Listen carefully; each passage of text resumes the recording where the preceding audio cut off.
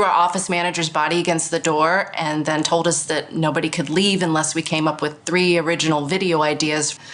Then he made us watch as he bit his own tongue in half. People don't want to read.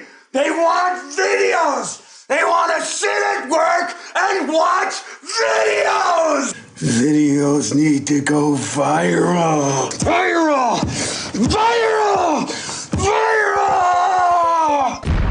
This is the Onion News Network.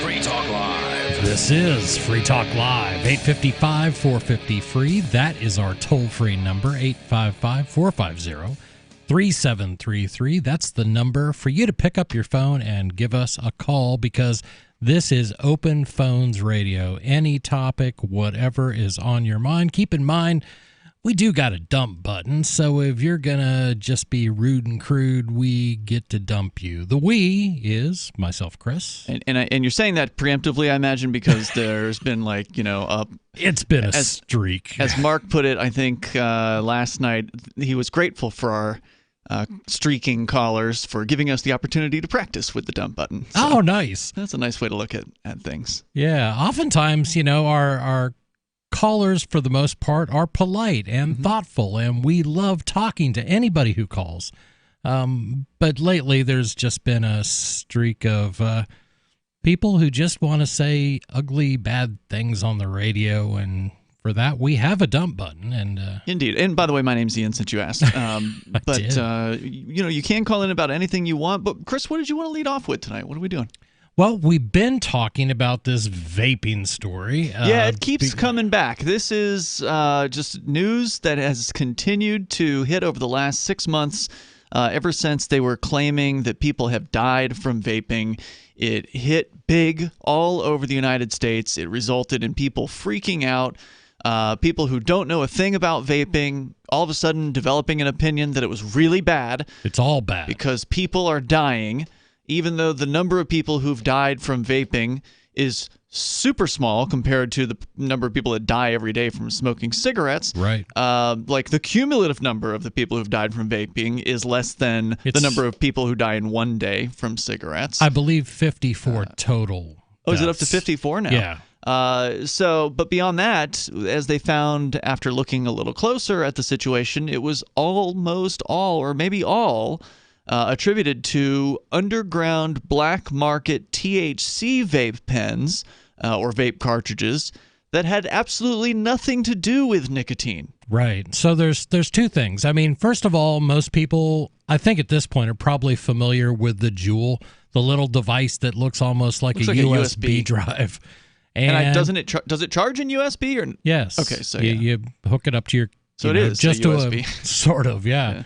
But for that, you can deliver nicotine. And for a lot of people that are trying to quit smoking or are trying to substitute something slightly healthier than cigarettes, it's been extremely popular. Unfortunately, a new delivery mechanism doesn't mean that kids don't have this desire to try nicotine, try smoking cigarettes. That's what we did when I was a kid. I didn't like them. Fortunately, I didn't get hooked on them in high school. It took the U.S. Army to do that for me. But yeah, kids like what's illegal, and they like to do the forbidden, and the same thing happens. Exciting. Yeah, and that's sort of the caught. The appeal with cigarettes. The downside of that with cigarettes is nicotine is an addictive drug, and we don't. I don't think anybody on the show has disputed that. No. And I am a nicotine addict. I spent 35 years as a hardcore, non-apologetic smoker. I didn't want to. The more people told me I couldn't do something, the more that just hit me as I'm doing it anyway. I don't give a damn what anybody says. But then I found last year flavored vapes, and I thought, wow, I guess I'll give this a try. I've tried vaping before, and they just really weren't there technologically. These things were great, and they didn't taste remotely like a cigarette. Yet it satisfied my urges, and it didn't provide feedback that made me want to go to cigarettes. I have not smoked a cigarette in over a year because I now I find their smell, it's just disgusting. Turns you off now, People who smoke. Yeah, I've turned into one of those people I hated as a smoker. So Trump starts out by saying we're going to ban all flavored cigarettes and we're going to ban everything with a flavor. The only thing, because didn't his son Barron or something have saw some sort of kids at school who were vaping? He had a brush with vaping. Yes. So he comes out and he says, okay, all vaping, it's just going to go away. And then he modifies it slightly and said, no, just the flavors. Well, and the vaping industry stood up and said, you don't understand, Mr. President. Vaping flavors are the most popular with people who are trying to quit smoking. Yeah. It's their top seller. And then Trump rolled again on that and said, okay, well, there's nothing right now. He said that what they're going to do is they're going to ban vaping devices like Juul from having flavors for sale. So you can't just buy a prepackaged little thing that sticks in the end of your Juul and have it taste like, Fruity Pebbles or something like that. What he's said is that, okay, those things got to go because I'm the president and I don't make any sense anyway. But people who use a bottle of, fluid and they add it to their own equipment, well, that's no problem. So he sort of satisfied the vape shops and people who vape. Anybody who vapes because they're quitting smoking, they're more than likely going to use something like that as opposed to a Juul, which is very expensive to use. But the devil is in the details. This comes to us from Newsweek as Trump touts e-cigarette flavors ban. Vaping lobby warns of hidden issue that is extremely dangerous to the industry. A vaping industry associate. So I'm sorry, before we jump into this, just to be clear, it was a few months back where Trump just sort of shot off and said, all right, we're going to ban flavored vapes. Yep. Boom. And then he kind of backed down from that. He got a lot of pressure. Are you saying he's back on it now, saying they're going to go ahead with this? No, government has come up with a good solution. And of course, there are unintended consequences. Trump backed down when he was confronted by millions of people on Twitter, yours truly included. Hashtag said, vape something, right? Yeah, hashtag we vape, we vote. Okay. Even though we don't. But certainly not for him.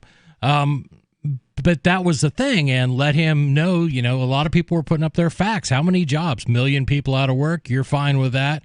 That's your idea of small government? So he rolled back, and this is the intended compromise that's supposed to satisfy everybody, keep everybody happy. Oh, sure. Sure.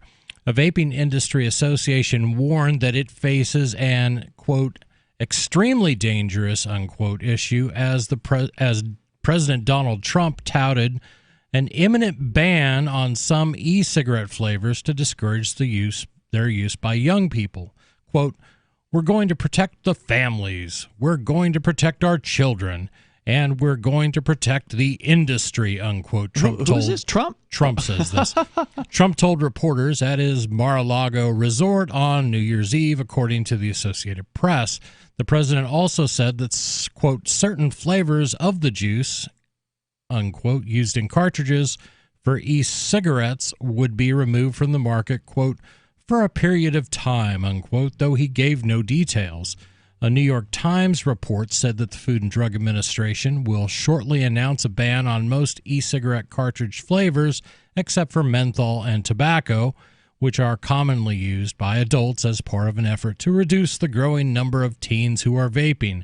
But a lobbying group representing the vaping industry warned that the focus on flavor bans is distracting from a major regulatory issue that could amount to an effective, quote, nationwide ban, unquote, on the use of e-cigarettes. Quote, it is extremely important to emphasize an issue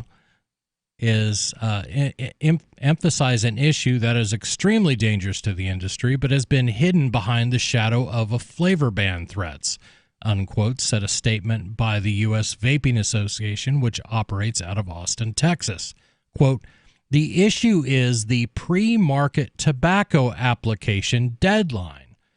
One more Pre-market tobacco application deadline, which states that all vaping products must be submitted for the approval process by May 22nd, 2020. Or else they won't be allowed to be sold. Exactly. This applies to all vaping products. My God. And any product not submitted for approval by the deadline. My God. We got to talk about this. Cannot be sold legally. 855-450 free. What do you think about this? Ike was such a sweet, lovable animal, and people would want to pet him, and they'd come up and they'd get close to him, and it would be this instant, oh!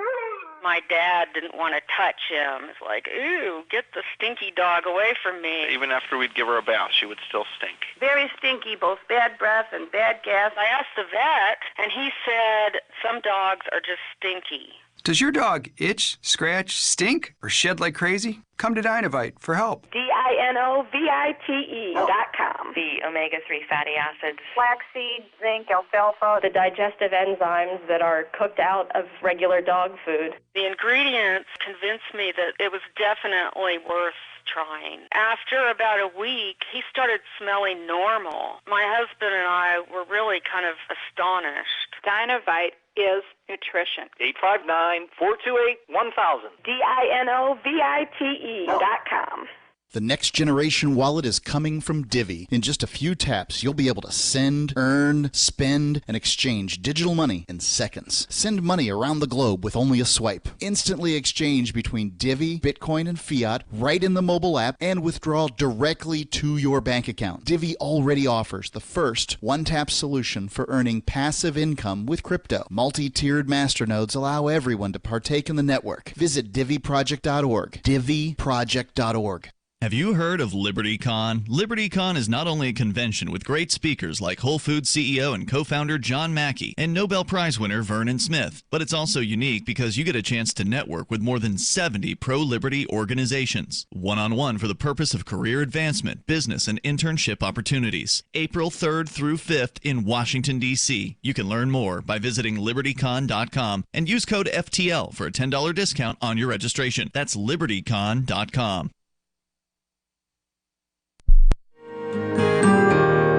So the protection of life, liberty, and property is what the Free State Project is all about. But it's an effort to move 20,000 people who understand. It's about demonstrating to the entire country that, yeah, we can have a free market, a truly free market. Making it just a freer, great place to live.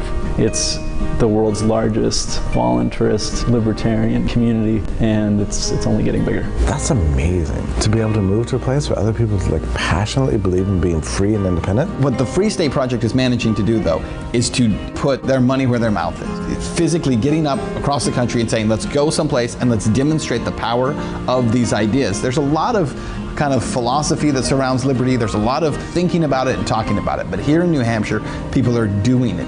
101 Reasons Liberty Lives in New Hampshire, a documentary by Free State Project early movers. Watch it free at 101reasonsfilm.com. 101reasonsfilm.com. So you've heard all 3 hours of the latest episode of Free Talk Live, and you're still hungry for liberty-oriented audio content? Did you know that we have another 24/7 audio stream at LRN.FM? The Liberty Radio Network airs the latest episodes of some of the best liberty-oriented podcasts on the internet around the clock. In addition to recorded content, you'll also hear live shows like Free Talk Live, originating from our Keene, New Hampshire studio. So listen anytime at LRN.FM. That's LRN.FM. There are basically two types of advertising: direct response and branding. Radio's great for direct response with its low cost to listener ratio, but audio can't be beat for branding, which is a longer term endeavor. You want to be the first thing that someone thinks of when they think about your product or service. If you have a local business that you want kept top of mind in your community, call the station. If you need national reach, Free Talk Live's got around 200 radio stations, millions of monthly listening sessions, can suit all budgets, and if we don't think we're right for you, we'll tell you. Email me, mark@freetalklive.com. You can put the Liberty Radio Network on the air in your area. Visit broadcast.lrn.fm to learn how. Broadcast.lrn.fm.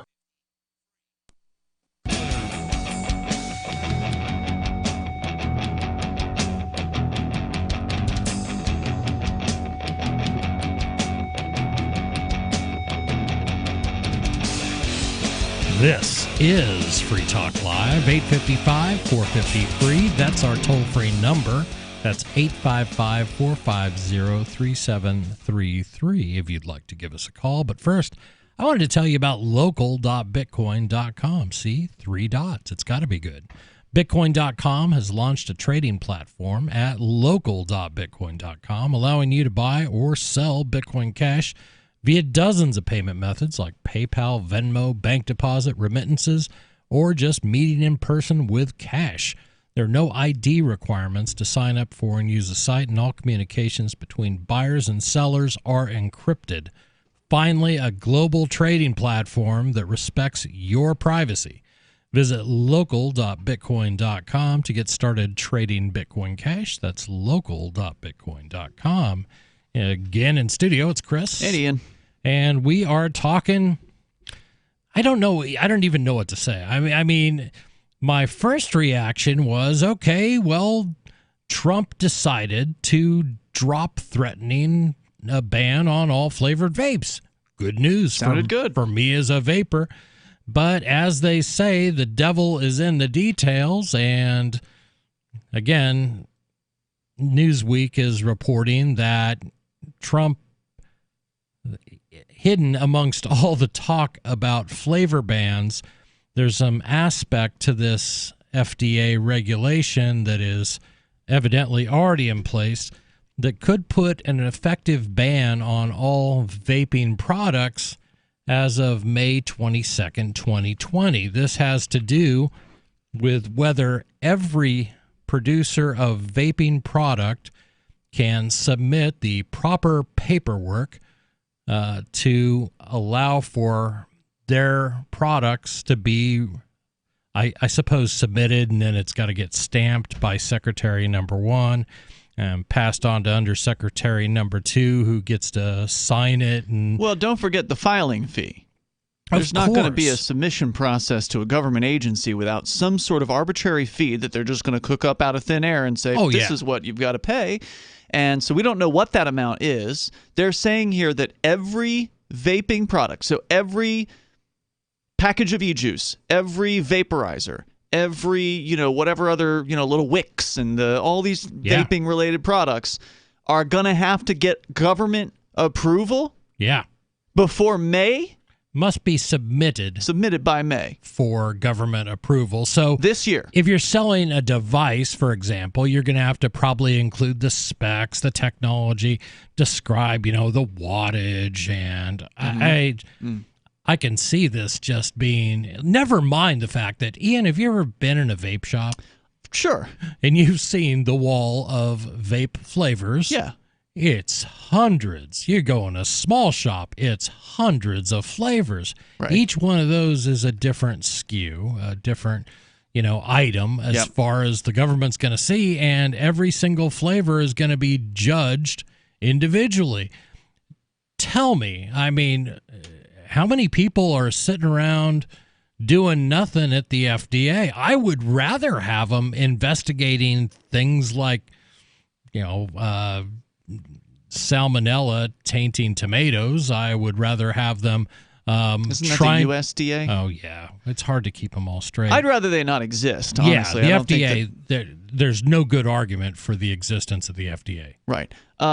So let me see if I've got this straight. They're not banning flavored e-juice, but they're going to have an approval process for flavored e-juice. Yeah. Meaning only the companies that pay the fees and know how to jump the legal hoops. So Philip Morris, no problem. They got this handled. Absolutely. They're probably the ones who are writing the legislation, or in this case, the regulations with the FDA, because that's just how these things work, where it's the sort of the big boys in the industry that they turn to. Well, help us write this. You know the business. Help us write these things, and then so they write it in a way that's going to make it difficult for the small mom and pop manufacturers to compete. They'll put the fees to the point where it's ridiculously high. I'm just going out on a limb here. Just going to predict how this is going to turn out. I think you're dead on. And then what you've got is you're going to have this run for the gates where, okay, well, everybody's going to want to keep selling, right? You don't want to have to close your store in May or June or whenever the deadline is up. So you got to have your stuff submitted by then. But if you don't have it approved by May 22nd, you have to cease selling that product. Yes. And I mean, obviously, they're going to have a huge backlog.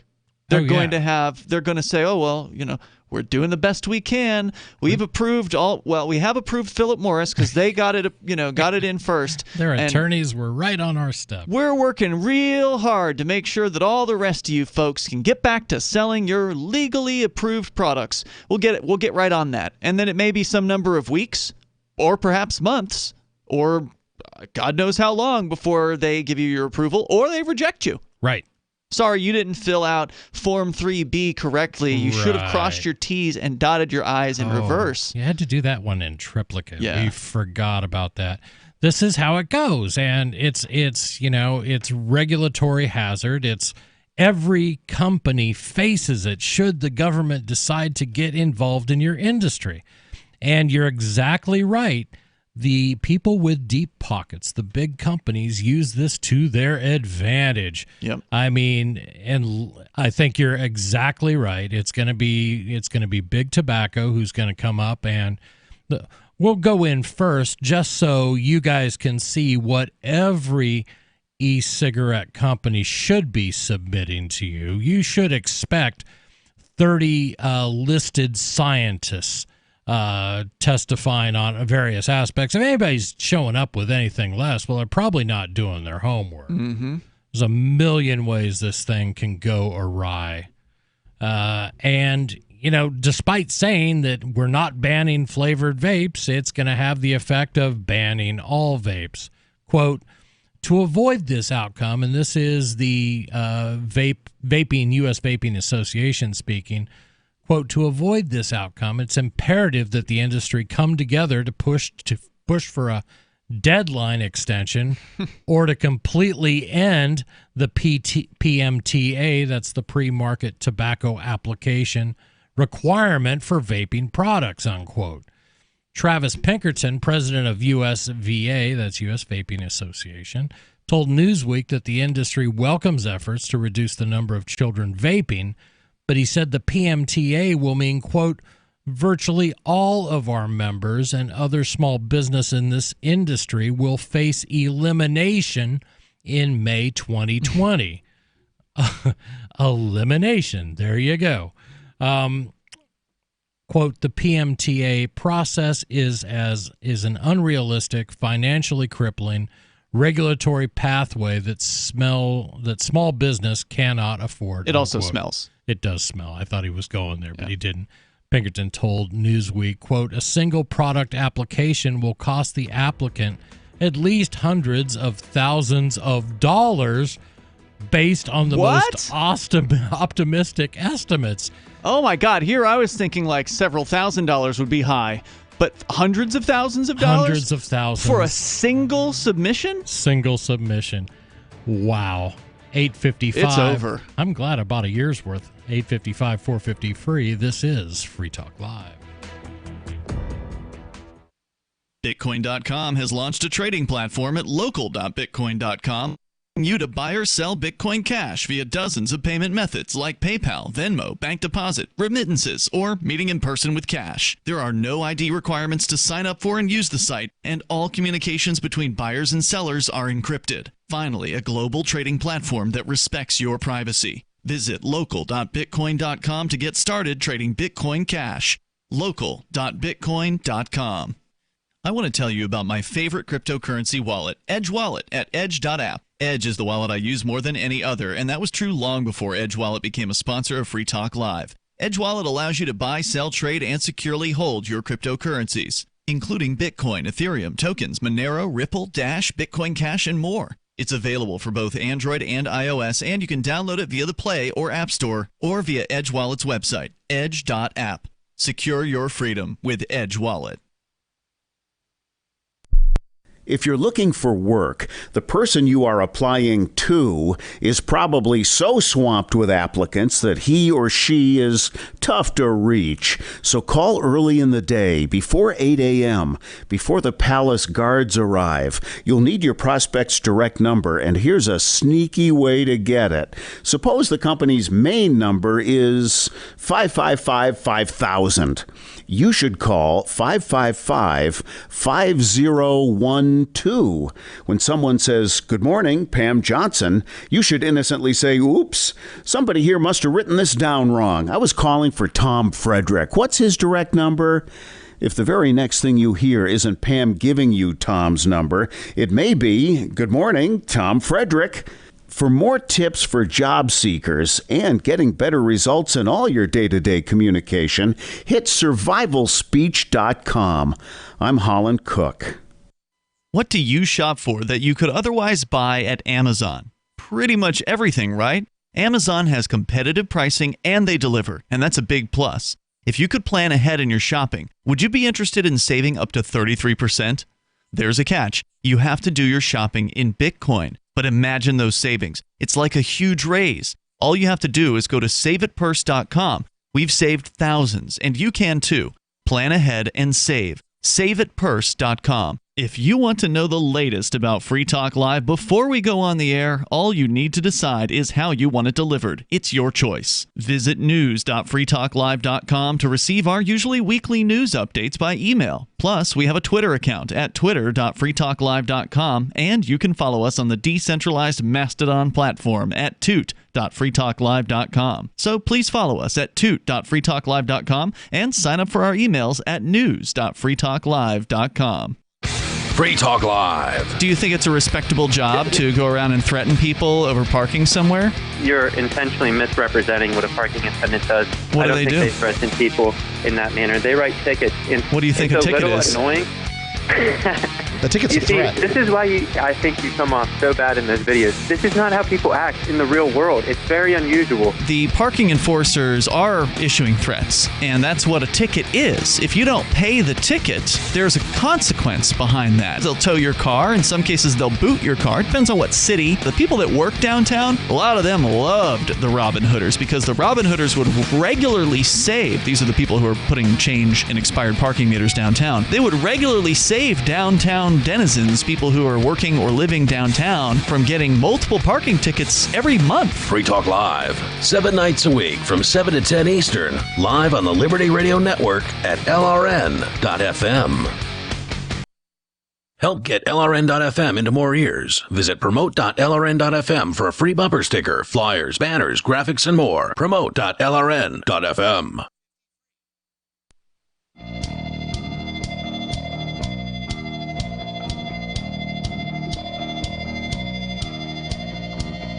This is Free Talk Live, 855 450 free. That's free as in Free Talk Live. Free as in freedom. Free as in no free lunches. 855 450 3733. In studio, it's Chris and Ian. And we are talking about vaping because this is the topic that just doesn't go away. I guess part of it is I'm a vapor, where I used to say I'm a smoker. Smoked for 35 years. I heard that you have been quit on more than a year now. Oh, yeah. Quit smoking. Yeah, and I'd like to say that it was tough, but it wasn't. Interesting. Yeah, I experienced no withdrawal symptoms, no you nothing. continued to dose nicotine. I haven't given up nicotine. I'm as addicted You're pretty as I strong ever too, was. right? Like you're using a strong vape. You're not. Oh, on yeah. I have, just because I like, well, part of it is, fearing that I won't get enough, but I also have the 50 milligram, which I use now, but I also That's have like the max, right? Like you can't get it much higher than that, can you? It's a Lucky Strike unfiltered. Okay. The Lucky Strike unfiltered of vaping. But I can scale that down, and the effect, I don't know what the effect will be. Maybe I'll do that in the new year. That'll be one of my many. Usually the only New Year's resolution I make is to not write last year's year on new checks that I have to sign, which that's always tricky. I've been very successful at that one. But maybe I'll try to down my nicotine. I mean, I could do that. What's the next step down? Are they, does it go to 45, 40, 33? It depends on the technology you use. I use nicotine salts, and they kind of go 50's the max, 35 is pretty standard. Okay. And actually, that's all you can get in some states like Massachusetts. But they graduate them down from there, 15, 10. I mean... Well, of course, Massachusetts just passed a ban on any kind of any nicotine-flavored whatever. Right. So flavored cigarettes, flavored vapes, completely prohibited in the state of Massachusetts. What if they're going to ban flavored sodas? They're going to, wrap the cigarette or the e-vaping thing into we've got to get the epidemic of kids drinking soda. They could just Same thing, right? Ban all things with flavors. I mean, we just need Well, it sounds like New England flavor. would be behind that. I mean, it's always known as been this sort of bland place. Right. Where people don't like spicy foods or tasty foods. In Massachusetts, if you ban maple syrup or threaten to ban marshmallow fluff, they're in trouble. You're in trouble. Yeah, the fluff. Marshmallow fluff comes from Massachusetts, and they are very proud of it. I should get a marshmallow fluff flavored vape. That should be tasty. Whatever floats your boat, man. We're talking about this consequence of Trump's brilliant decision to, come up with a win-win-win-win-win for everybody by just saying we're going to put some limitations on it, but we're not going to affect the vaping industry at all. Okay, it's not a win for everybody when government regulates a thing. Exactly. Someone's going to lose, and it's usually the people who are not politically connected. Yeah. It's the people in whatever given industry who don't have the attorneys, who don't have the politicians in their pockets. They're the ones who are going to get screwed on this. And can you read the paragraph that we just went away in the last segment on about the price of this application, this whatever PTMA thing it's called, where they have to get this application in by May 20th or 22nd or something like that this year, presuming this proposal rolls forward, or else they won't be able to sell any vaping products. They have to get all of the products approved through the FDA, some ridiculous bureaucratic process. All of them by May 22nd. Piece of cake. It's just crazy. So what was the amount? Do you happen to have that Sure, handy I do. again? This is coming from Travis Pinkerton, who is the president of USVA, which is the U.S. Vaping Association. Quote, the PMTA process is an unrealistic, financially crippling regulatory pathway that small businesses cannot afford, Pinkerton told Newsweek. Quote, a single product application will cost the applicant at least hundreds of thousands of dollars. A single product application. Now, even if we're going to give them the benefit of the doubt and say that he misspoke when he said single product application, he didn't mean an application that only applies to one product. He meant a single application. You're putting one application in, it can have 100 products on it. Oh, no. No, that's not how this is going to work. Every product is different. Every formulation is different. There's different flavor chemicals that are adding this or that. So we've got to certify every one of those. Now, it maybe he meant hundreds or thousands of dollars.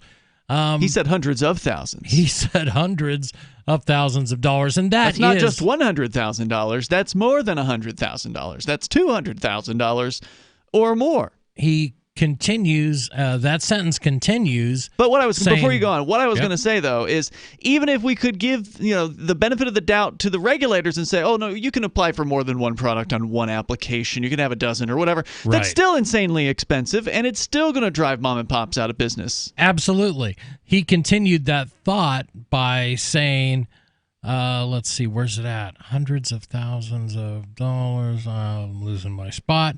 But he says that the hundreds of thousands of dollars is based on the most optimistic estimates. In other words, They don't could even be know. higher. Yeah, they don't even know. Right, and I guarantee you, and you nailed it earlier on. When we look at companies like Philip Morris that are furious that they are not bigger in this part of the industry, they were late to the game. They were late to the game.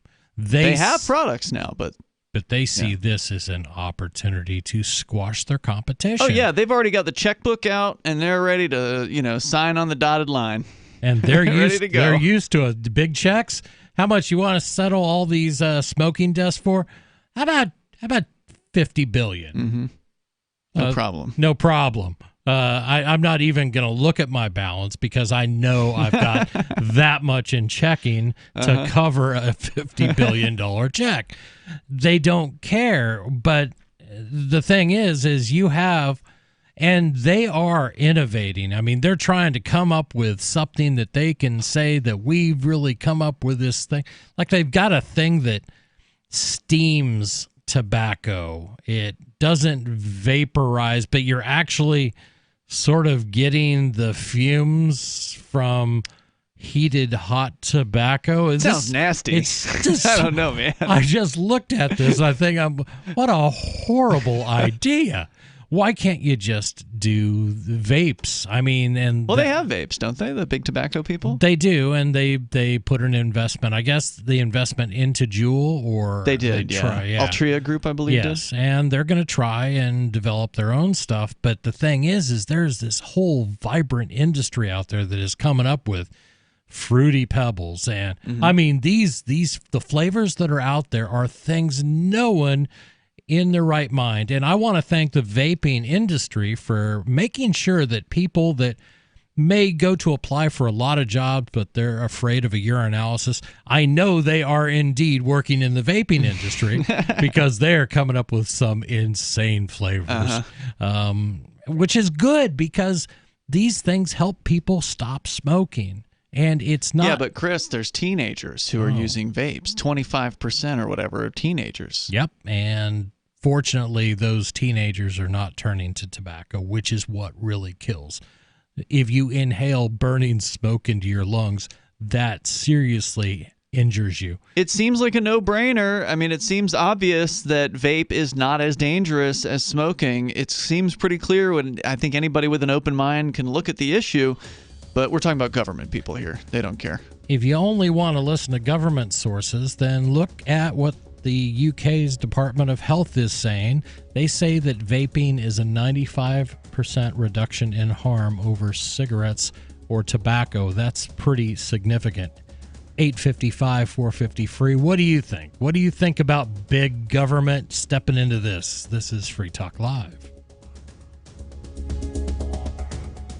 Most of you know that heart disease is the #1 silent killer in the U.S. What if I told you for just $54.95 a month you could fight against heart disease naturally? At Heart and Body Extract, we've been helping thousands of people get back to a healthier heart. Don't just take my word for it. Check out all of the success stories at hbextract.com, or to order, call 866-295-5305. That's 866-295-5305. hbextract.com. Don't risk it when you can take charge of it. Would you like to get back that full head of hair from years past? Introducing Reveal from GCNlife.com. Beverly Hills dermatologist Dr. Nathan Newman invented Reveal, which contains polypeptides with natural botanicals and no parabens, sulfates, silicones, or dyes for a salon-quality hair growth product. Reveal. Here's Dr. Newman. I have treated a lot of patients who lose their hair and they lose their confidence. We've created a unique set of polypeptides, which we call HPT6. The HPT6 contains the polypeptides from 6 different plants. The scalp infusion treatment should be used on wet or dry scalp. The Reveal hair care system is designed to be used for men and women alike. Get Reveal at GCNlife.com with a 30-day money-back guarantee. So try Reveal today at GCNlife.com or 844-443-6637. Plus a discount up to 25% off for Reveal at GCNlife.com or 844-443-6637. Hunters, anglers, campers, and survivalists, get back to nature. Expand your horizons with the highest quality, most versatile, unique slingshots and sling bows on the market at slingbow.com. Sling bow products are compact and models start from just $17.98. They're perfect for your bug out bag or storing in your vehicle. Give yourself and your loved ones the excitement and tradition of sling bow. A new frontier in archery and truly modern twist on this primitive survival tool. Feel the thrill only at slingbow.com.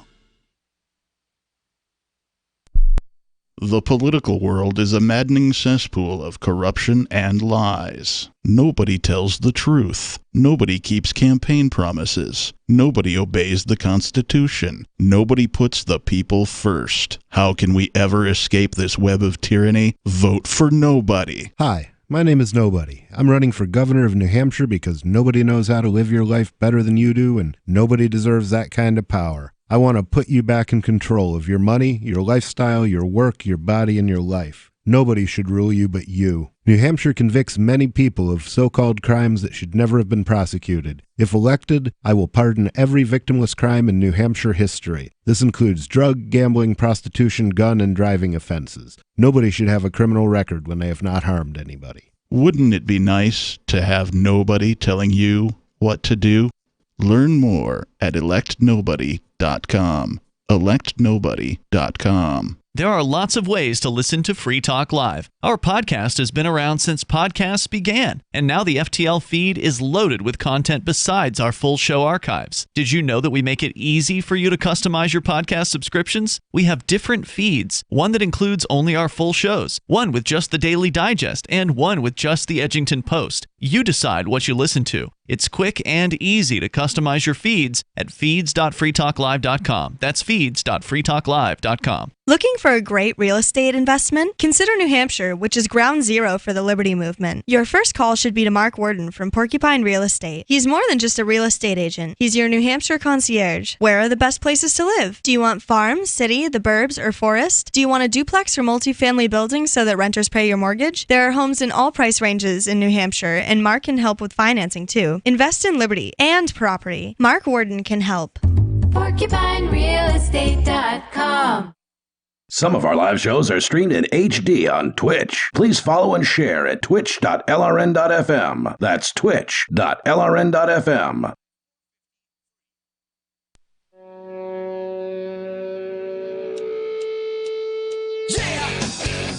This is Free Talk Live, 855 450 free. Free as in freedom. That's our toll-free number, 855-450-3733.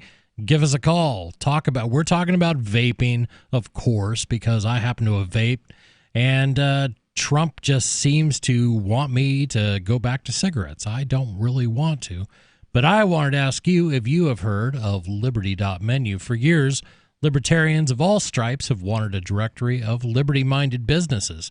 We're helping build one, Liberty.menu. Liberty.menu is a tool for our community. It is, at its core, a directory for events, businesses, and digital content, but there's more. Listings can be rated and reviewed, and there's a bit of a social network so you can connect and share with others. Use of Liberty.menu is exclusively for individuals who reject the initiation of force and for those who agree to abide by the ethics of the non-aggression principle.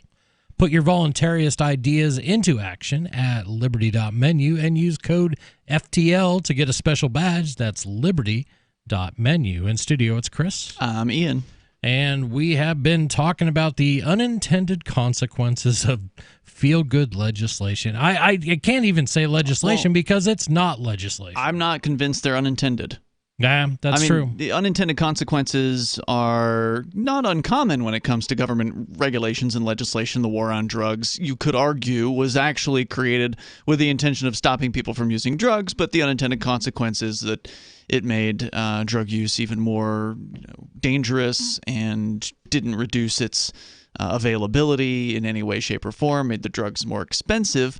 You could also argue that people should have known that that was going to happen, given that it's the same thing that happened during alcohol prohibition. So were these really unintended consequences, or are they just predictable consequences? And the question is whether or not they were predicted is another question. There was, I think it was Nixon's, one of his advisors came out at some point in the past and admitted that they actually created the war on drugs to target blacks and hippies. Yep. And there's an actual quote about this. I'm not just making it up. Making it up, yeah. I think it was Ehrlichman. Maybe. Or And Haldeman. whoever it was, some a-hole, came out and admitted the truth. Yeah. So there you go. What this is, so Trump has said, he's instructed his FDA, and the FDA's doing their thing, evidently, which is, hold on, we got a thing on vaping. Can you get Big Tobacco on the line? Yeah. What would you guys like to do? Oh, okay. Yeah, that's a great idea. We'll just run all vaping products through the pre-market tobacco application deadline. I mean, the pre-market application, that's something that has been on the books since 2009. Okay, so they didn't create a new form. This is the old form. And keep in mind that the pre-market tobacco application process, if you look at 2009, they weren't thinking mom and pop, little companies doing e-cigarettes or flavors. What they were thinking was, hold on, those guys that make Lucky Strikes want to come up with a new product. Mm-hmm. And that is going to be, billions of dollars because it's the people who do Lucky Strikes. And that's going to be a huge deal. And it's going to be paid only by Big Tobacco, who we know they can afford it. Now, so they set the arbitrary price, which, they completely pulled out of their butt at whatever hundreds of thousands of dollars it is. So what this in essence does is it applies that same process with its hundreds of thousands of dollars in application, cost of an application, by best estimates, and probably looking back at the history of what these things have been doing, because they're using existing stuff. No problem. I understand you sell about, $1 million worth of Fruity Pebbles a year. You're going to need to pony up about $700,000 just for the application. Now, that doesn't mean we're going to approve it. They could reject it, and then you don't get a refund. Oh, well, wait. We don't agree with this. You need to, you got to resubmit. There's going to be another filing fee. I'm really sorry about that.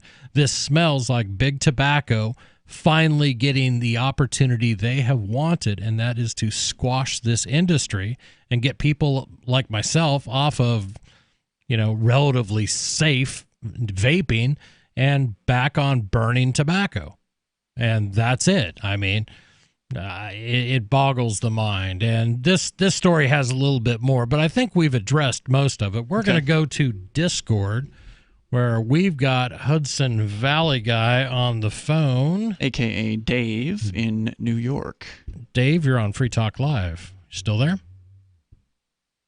He was being a big old baby in the chat room. You didn't pick up fast enough for Dave. He said he was going to disconnect, but he didn't do it. He stopped there. Counting. He was counting from 10 down.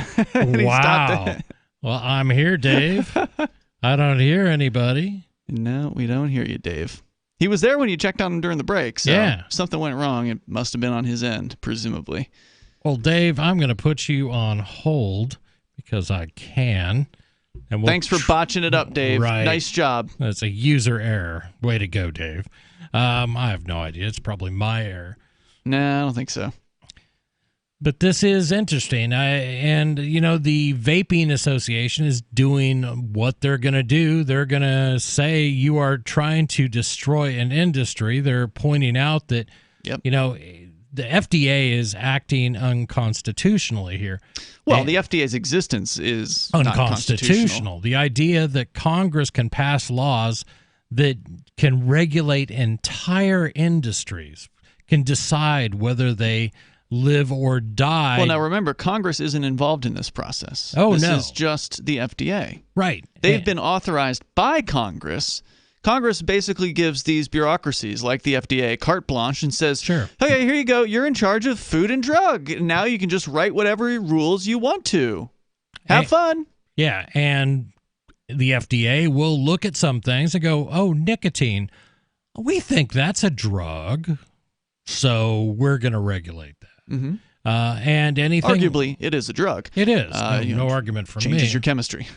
But they can do that with anything. They can do any sort of food they decide that they should be regulating, and they can choose not to regulate things too. I mean, that's the thing. They can choose.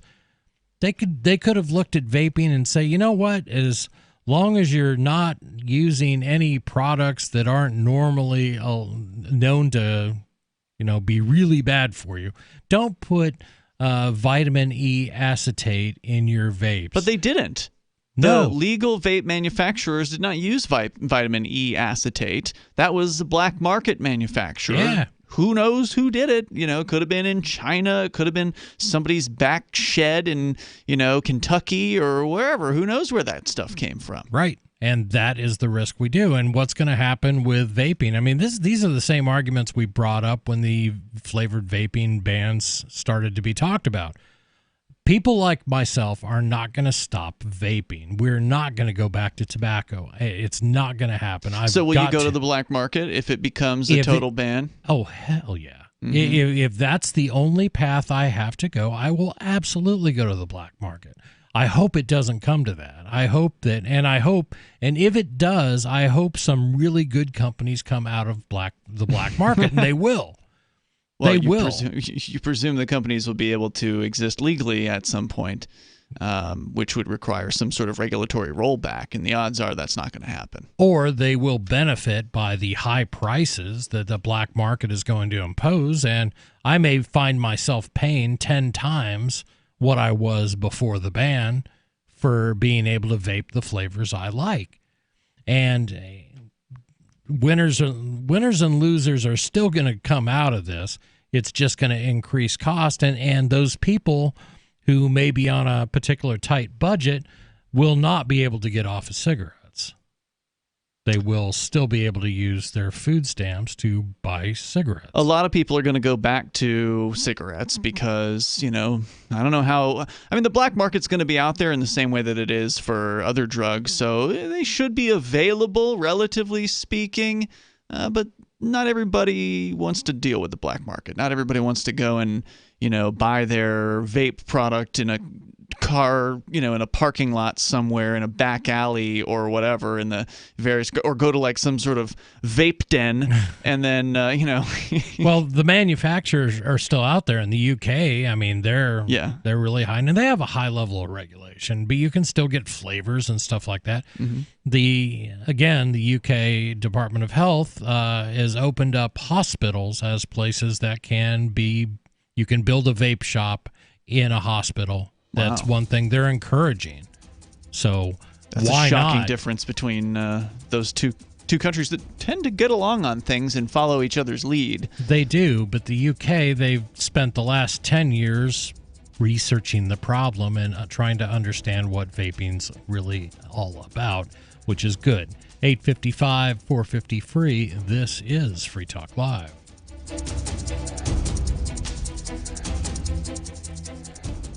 Balance of Nature, changing the world one life at a time. Scientific research has shown that many cancers and lifestyle diseases can be prevented with a diet rich in fruits and vegetables. This prevention comes from the phytochemicals in the plants. They fight against oxidants that damage the cell's DNA, causing mutations that lead to disease.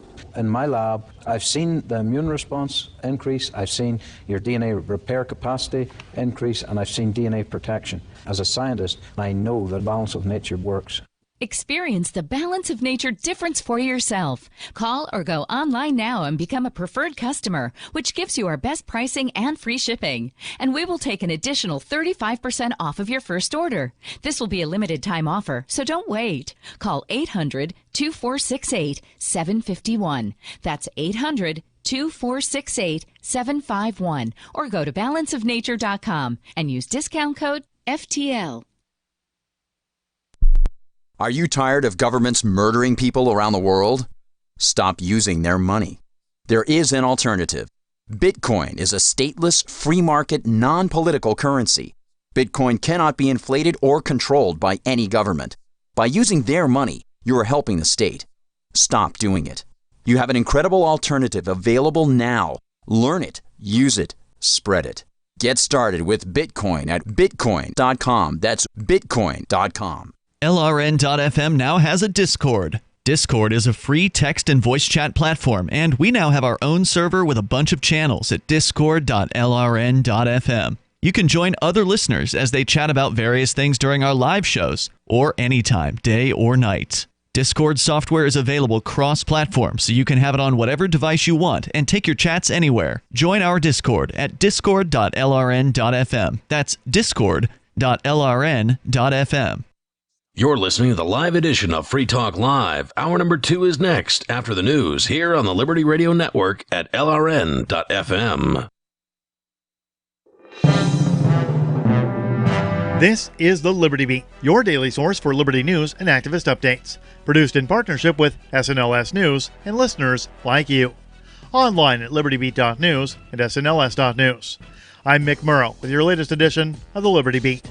Gold is trading at $1,521, silver at $17.89, and Bitcoin is trading around $7,139. Today's prices are brought to you by InnoScale. Take off with Managed Cloud. Looking for a safe, secure way to store your important files online? Let InnoScale handle it for you.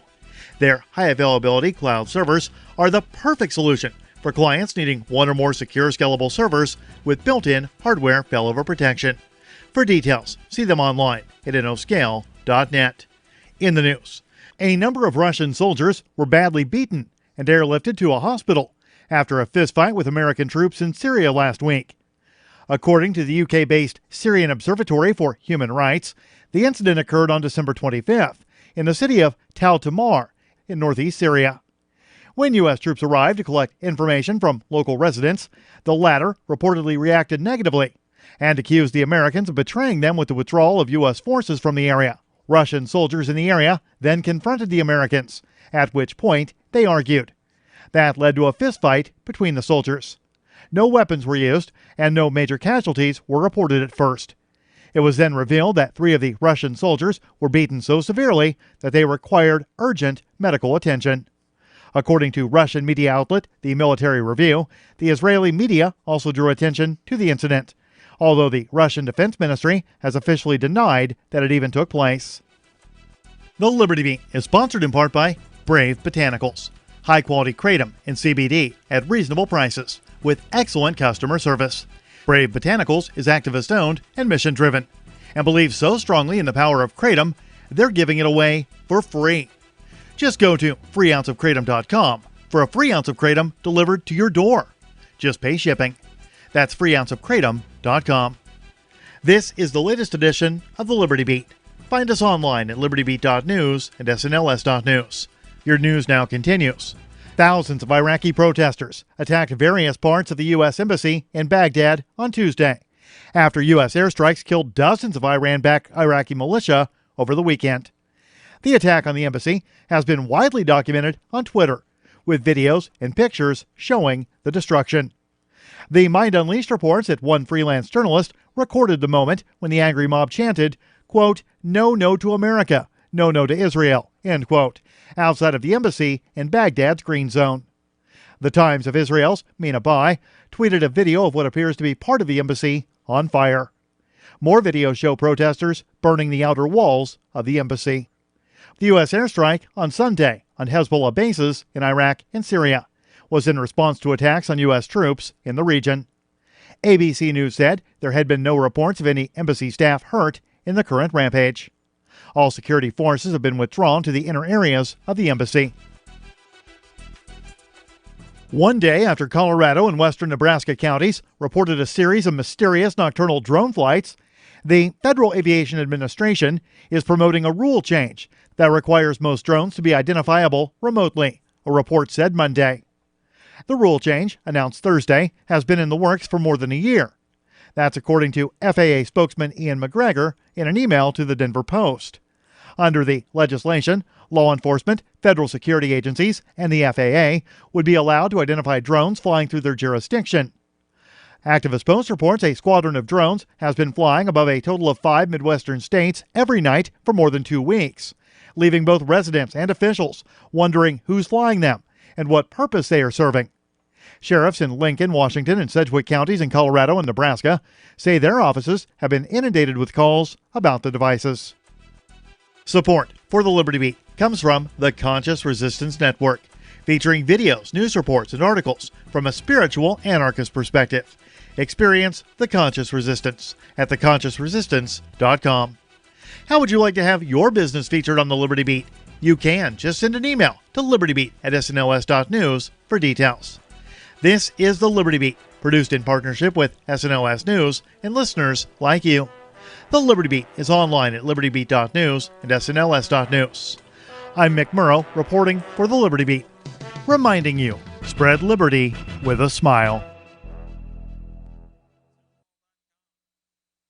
Bruce Springsteen completed his new sci-fi concept album Red Dust, which explores the lives of struggling 23rd century carbonite miners on Mars. The 14 tracks on the album address a range of everyday trials and tragedies faced by blue-collar Martian men, simply trying to put food on the table for their embryonically harvested juvenile clones while living under the hypocrisies of a corrupt planetary federation. In business, top financial experts have indicated that any hope of recovery for the struggling U.S. economy rests solely on Spokane, Washington resident Bill Laughlin, who is currently browsing the power tools section at Sears. At 10:10 this morning, Laughlin investigated a scroll saw which sent stocks soaring nearly 300 points. 15 minutes later, with Laughlin straying away to try on sunglasses, Congress called an emergency joint session to offer Sears tax breaks in exchange for sending an experienced salesman over to help.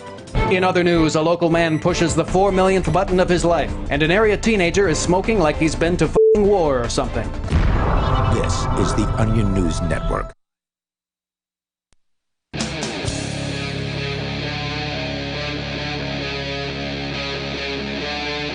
Free Talk Live. This is Free Talk Live. 855-450-FREE. That's our toll-free number. That's 855-450-3733. Hour number 2 out of 3. We do 3 hours of live radio, taking live calls, taking your calls on pretty much any subject you want.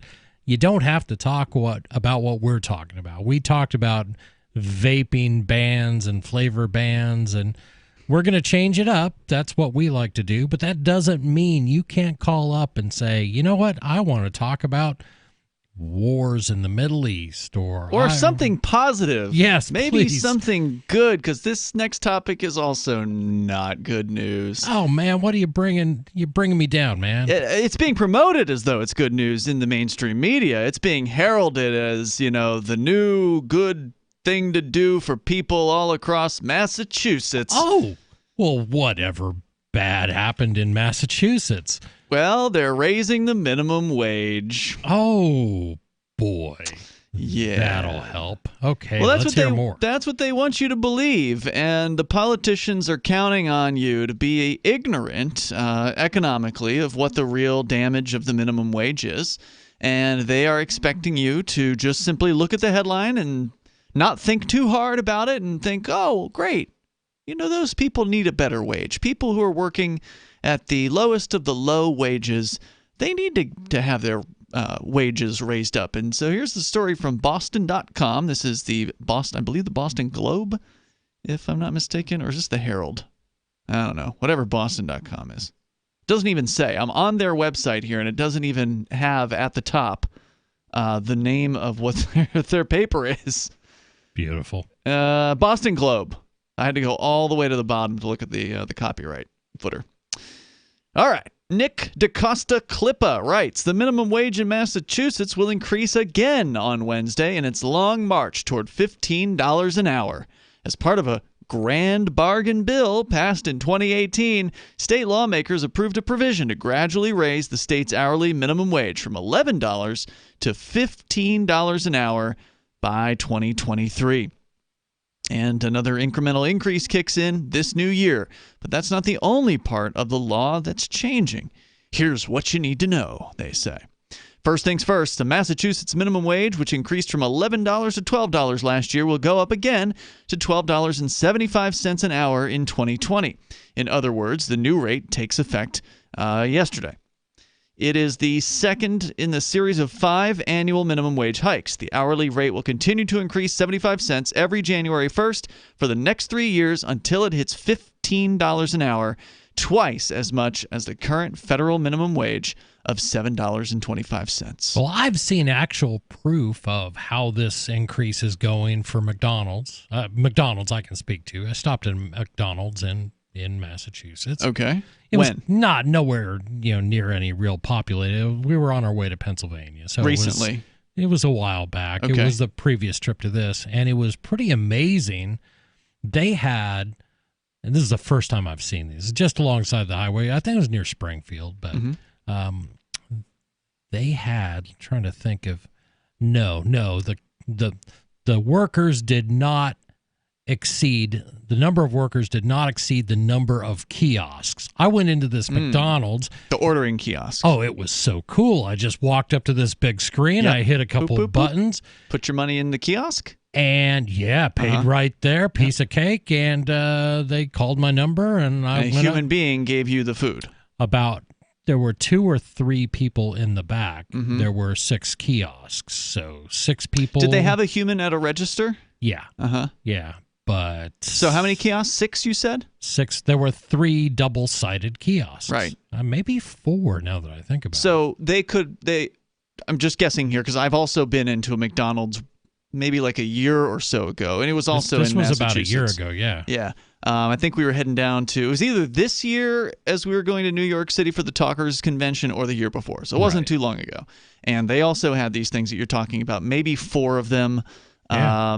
But I don't know. I didn't take a real close look. And it was obvious that they didn't, if it was just human cashiers, they wouldn't have been able to take as many orders because they didn't have enough cashier stations. Oh, God. So doing these double-sided kiosks like you're talking about actually takes up less space. It's more efficient. They can take in 6 orders at the same time instead of maybe 2 or 3 maximum. Because, I mean, when you've been into, any fast food joint, what's the maximum number of registers you've ever seen? 3? Oh, right, maybe. 2 is pretty typical. Yeah, I think you're right. 3 would be like a pretty big, busy, bustling place. And that's expensive real estate. That's, sure. If you're starting a business, you've got to plan for that. And when you're planning and you're thinking kiosk where I don't have to hire an employee to stand at because they just increased my minimum wage that I have to pay everybody. Well, kiosk, maybe that's really expensive, but suddenly it makes economic sense if your cost of labor increases. There's a lot of reasons why, people are going to choose the kiosk, and obviously it's to the point right now where you're still given the choice, sort of like at a grocery store where they've got the automated checkouts, and then there's the do-it-yourself checkouts, not really automated, but and then there's the human beings you can go to. So you can have your choice. Do you want to have some semblance of a human interaction with somebody, or do you just want to go ahead and check out and get the job done? In the case of the McDonald's, if you're using the kiosk, the only person who can screw up the order is you. Exactly. Right? I mean, 100%. Barring it's on you. Yeah, barring some bizarre, unseen bug in the software, which could happen. Sure. The odds are, if you don't get the ketchup on the order, and you ordered it, well, then it was their fault in the back because you've got the receipt that you printed out after you told it, here's what I want on my burger. You selected the onions, or you said no onions, or whatever, because you can customize it, and you don't have to worry about the person not understanding what you said or forgetting to punch in that you didn't want cheese or whatever, right? Like you can totally take your time with placing your order at these kiosks, and there's a benefit there. Yeah, and it's kind of sad that all these states are doing what they think is going to help people. And they're driving them out of jobs. They are. All this is, it's increasing the cost of labor to businesses. Let me repeat that. Increasing the cost of labor to businesses. So what do businesses do? They will look at ways to mediate that. They will look at alternatives. They will look at technology. And we're fortunate to live in the era we do, because now you don't have to take a minimum wage. You can say, that was nice of you to do, but, we're just going to move more of our workforce to automated alternatives. It's simple, really simple. And we're actually, don't want to say too much, but in the new business venture that I'm undertaking, we are talking about automation. That is a key component. Now it's hopefully to keep up with the amazing demand that's going to be coming our way. But yeah, we think that people are looking for more control over their shopping experience. Well, to New Hampshire's credit, they have not actually created a minimum wage in New Hampshire. Yep. It does. They are tied to the federal minimum wage, so $7.15, $7.25, according to this article at Boston.com. So that's going to make it so that businesses in New Hampshire are more competitive with Massachusetts. They don't have the same overhead costs because the number one cost of running any business is the cost of the employees, the actual payroll. And so anyway, they're increasing the minimum wage 75 cents a year for the next several years, completing in 2023. So they got another 3 more increases to go. And then they're going to hit $15 an hour. And according to this story, no state currently has a $15 minimum wage.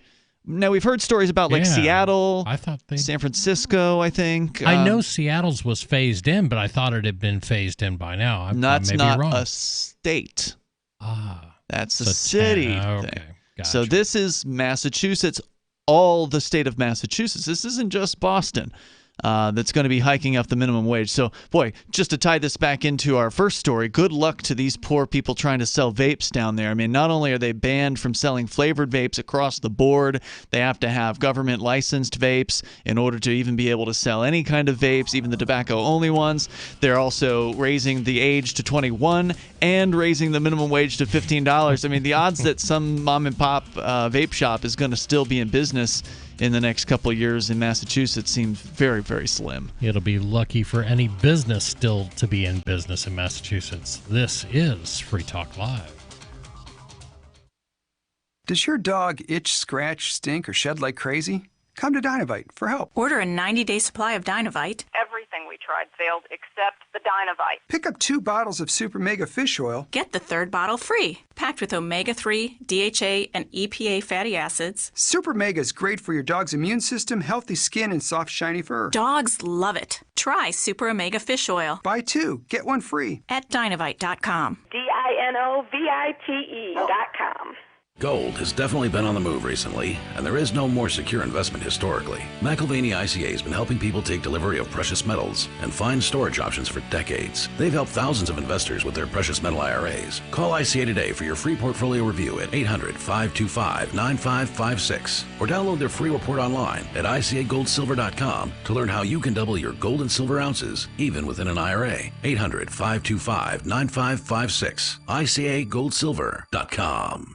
Bitcoin.com has launched a trading platform at local.bitcoin.com, allowing you to buy or sell Bitcoin Cash via dozens of payment methods like PayPal, Venmo, bank deposit, remittances, or meeting in person with cash. There are no ID requirements to sign up for and use the site, and all communications between buyers and sellers are encrypted. Finally, a global trading platform that respects your privacy. Visit local.bitcoin.com to get started trading Bitcoin Cash.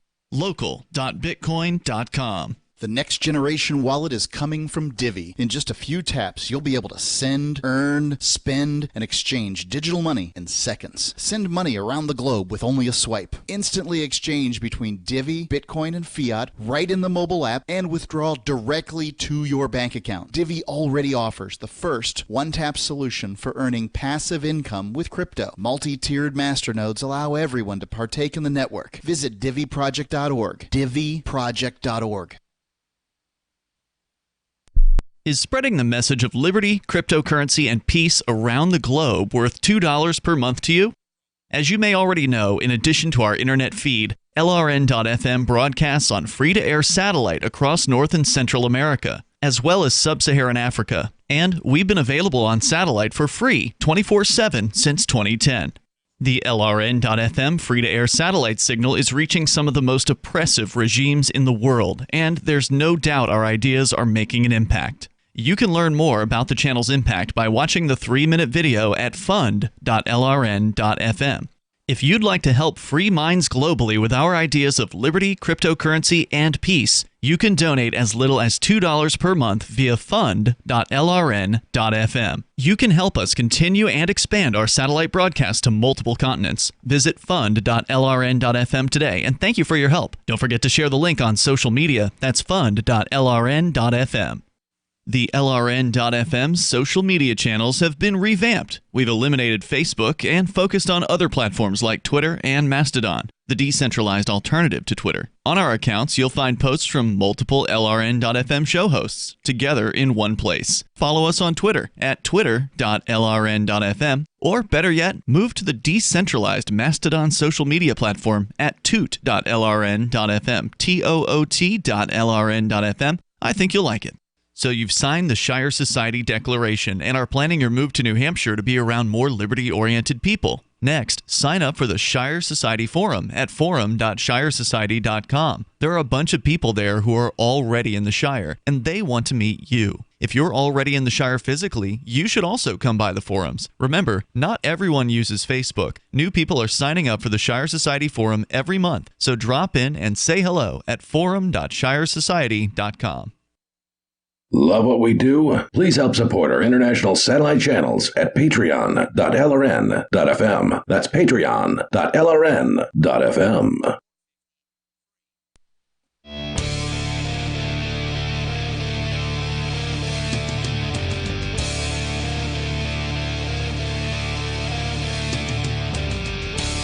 This is Free Talk Live, 855 450 free. That's free as in freedom. 855-450-3733. I wanted to tell you about the Edge wallet. If you've never heard about it, it is one of the top crypto wallets you can load on your iOS or your Android device. It is excellent. I use it every day. You can use it to buy, sell, trade, and securely hold your cryptocurrencies. It's user-controlled. What that means is you are the only ones who has access to your money. There's support for Bitcoin, Bitcoin Cash, Ethereum, tokens, Monero, Ripple, Stellar. The list keeps growing. It's a veteran team. They've been building apps since 2014. They want to help secure your freedom. You can find out more at edge.app. That's edge.app. In studio, it's Chris. And Ian. And we have been talking about this hike in the minimum wage in the state that showed me the very first kiosk in a McDonald's. Massachusetts. McDonald's in Massachusetts. And there's more to that story, but I think Gene the Christian Anarchist is with us here, so let's talk to him. I don't really know if it's Gene the Christian Anarchist. No longer. Oh, my. Oh, dear. We are now the Luciferian statist. We want everyone to go out and buy a new flag and fly it high. The Luciferian status. Yes, of course. When you see those demons in blue, you are to bow down and lick their boots. When you see the demons in blue, you bow down what? And lick their boots. Oh, lick their boots. Okay, all right. Good advice. We want everyone to participate in the voting ceremony. The result is not important, only your participation. So it doesn't matter who you vote for, just so you get out there and do your civic duty. That's what's important. Remind yourself that you have a role in this. Is that correct? Is that the message you're trying to get across? Yes, the message is the state is above all. Gotcha. Creepy. Everyone Very creepy. Is to bow down and behave and do as they are told. If they are not behaving, they will be punished. Wow. How did you get this sound effect, man? It actually is pretty it's pretty decent. This is not a sound effect. We are now the Luciferian statist. Well, we are powerful. I just want to know who you're supporting in the 2020 election. Republican, question. Democrat, who's got your eye? Who fits Satan's best? All of them. Oh, I know that. We do not care. They are all at our will. Gotcha. So any of them could do for your purposes. Any of them will advance the purposes of Satan. Yeah. Just like they always have. Great call. Thanks a lot. The idea that, well, I guess Satan just endorsed the entire field of both parties. I mean, really. Well, the Libertarians haven't chosen their nominee yet. I I have a feeling he would support them too. He might. They've got some really crappy candidates over the last 3 presidential elections, so it's hard to be optimistic for the Libertarian Party. It is. It's also hard to be optimistic. I can imagine how hard it is to be optimistic and live in Massachusetts. I feel like we just pick on Massachusetts, but they keep doing really stupid things. Well, they've been doing stupid things for a long time, and so this is, it was long before we moved here that they were doing stupid things. It's just that now that we're here, we're a little more close to the action, and so we're probably more likely, like if we were doing this show in Oregon, we may not hear as much about how awful Massachusetts is. Probably not. But they are awful. And according to the story at Boston.com, they're raising the minimum wage over a period of 5 years, 75 cents a year. They're going up from $11 an hour. Last year they went to $12. This year it'll be $12.75. And eventually in 2023 it will go up to $15 per hour. The story at Boston.com points out that no state currently has a $15 minimum wage. But Massachusetts is not the only one who's working on increasing theirs. In 2023, the Bay State will also be joined by California, Connecticut, and Washington, D.C., as well as parts of New York, with a $15 minimum wage. So just looking at some quick numbers from a quick web search, the average fast food employee in Massachusetts makes around $11 an hour. Mm-hmm. Not a bad wage for... Traditionally, a fast food job would be your first job. Right? $11 an hour is the minimum wage in Massachusetts now. So, or at least it was in 2018. It's now $12. Actually, now $12.75 as of yesterday. Gotcha. So that's going to go up. Right. Now you get more money every year no matter what your job performance is. How's that feel? Absolutely. To all the people that are actually trying to do a good job and the people who are trying to excel in their workplace and trying to rise above the minimum through, effort. Right. You're going to have your wages increased at the same clip as all the slackasses who are doing the bare minimum and just trying to slide in and get by. And that's an insult. It's really insulting to have that happen where the people around you who are obviously not as good, as you are at your job, getting rewarded the same amount as you are. It's a real slap in the face. But that's what's going to happen here. And that's an aspect of it. I've been out of those types of jobs for so long. I haven't taken a job for minimum wage in an awfully long time. But I have started my own businesses where I have been paid way less than minimum wage. Sure. Because sometimes that's what you do. You are trying to create something, which means you have to sacrifice. But if you're working for someone else, then you're dealing with a contract. They've made an offer of a job at a certain number, and you can agree to take it or reject it. And if you accept that, that's fine. That should be between you and your employer. But now it's between you and your employer and the state. Right. And that's a huge problem. And there are a bunch of reasons why this is a problem. You already pointed out, Chris, that people's jobs are in jeopardy here because they're going to be replaced by computers. In the case of McDonald's, you've already seen the kiosks that are there. And they're going to be replaced. So it's not going to help people. It's not going to benefit them. And also what it's going to do is going to raise the price of things. So, if you got to pay people more, let's say you're in a business that you just can't cut back. Yeah. You can't put in kiosks to save costs. So you've got to increase the wage of the employees. Well, there's only a few ways you can make up for that. You can increase the cost of your products. Yep. Meaning your customers then have to pay more, which may drive many of your customers to look at other places. Let's say they're getting a product from you. Well, maybe they're going to go and buy it from China or some other place with a much lower manufacturing cost. And that's how you get $8.99 Happy Meals. That's We're going to the phones where we've got Peter calling in from California. Peter, you're on Free Talk Live. What's on your mind? Hey, guys. I just wanted to get how you guys doing? Good.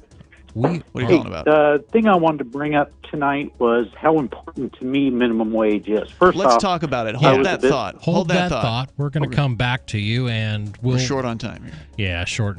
That was poor time management on my part. Well, I do want to hear what he has to say. Because I do too. And it is important to some people. They just don't think it sometimes all the way through. This is Free Talk Live.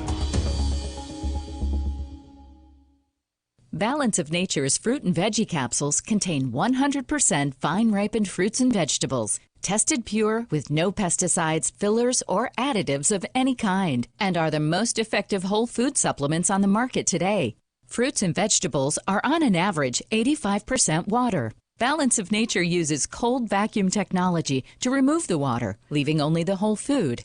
We don't use any heat, air, or light drying methods that damage nutrients.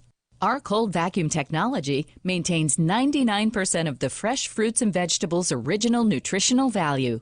Experience the Balance of Nature difference for yourself. Call or go online now and become a preferred customer, which gives you our best pricing and free shipping. And we will take an additional 35% off of your first order. This will be a limited time offer, so don't wait. Call 800-2468-751 or go to balanceofnature.com and use discount code FTL.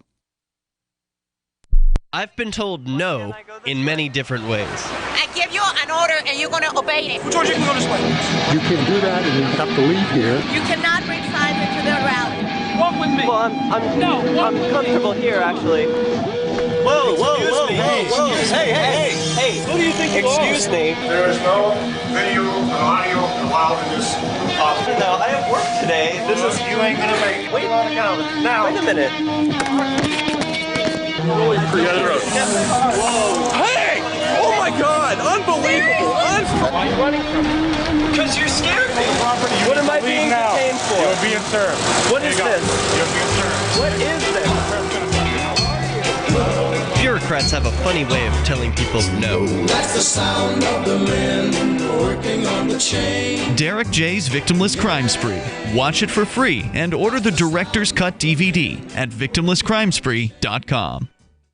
The new 4th edition of Healing Our World, The Compassion of Libertarianism will take your understanding of liberty to a deeper level and has over 1,300 updated references, new cartoons, and a foreword by Dr. Ron Paul. With discounts for multiple book purchases, the 4th edition of Healing Our World is a great gift for the liberals, pragmatists, environmentalists, and Christians in your life who think libertarianism is cold-hearted. Get yours today at healing.freetalklive.com and use promo code FTL for a $5 discount. Some of you asked, and now we've delivered. LRN.FM's live Keene, New Hampshire studio shows are now streamed in HD on Twitch. Visit our channel at twitch.lrn.fm and give it a follow. If you have Amazon Prime, you get 1 free subscription on Twitch. If you use it on our channel, Twitch will give LRN.FM a monthly piece of your Prime subscription cost. So please watch, follow, share, and subscribe to twitch.lrn.fm. That's twitch.lrn.fm. On Free Talk Live, we're bringing people to the ideas of liberty every day. From wrestling superstars like Glenn Jacobs. You guys really are having an impact, I believe. Like I said, a lot of where I am now is due to listening to Free Talk Live. You changed my mind on some very important issues years ago. To random people tuning in on the radio. I was kind of stuck in the left-right paradigm. I heard your show by chance on a Saturday night. From there, I went on, joined the Free State Project, and become an amplifier. So, I mean, that's really the reason why I amp is because I know that if it wasn't for you guys being on as many stations as you are, I never would have found the ideas of liberty. Your amp will directly change more lives by getting Free Talk Live in front of people looking for talk radio online and on the air. When you amp Free Talk Live, you get perks like access to the AMP-only Facebook group and AMP podcast. Visit amp.freetalklive.com. Now you can follow LRN.FM on the decentralized Mastodon social media platform at toot.lrn.fm, toot.lrn.fm.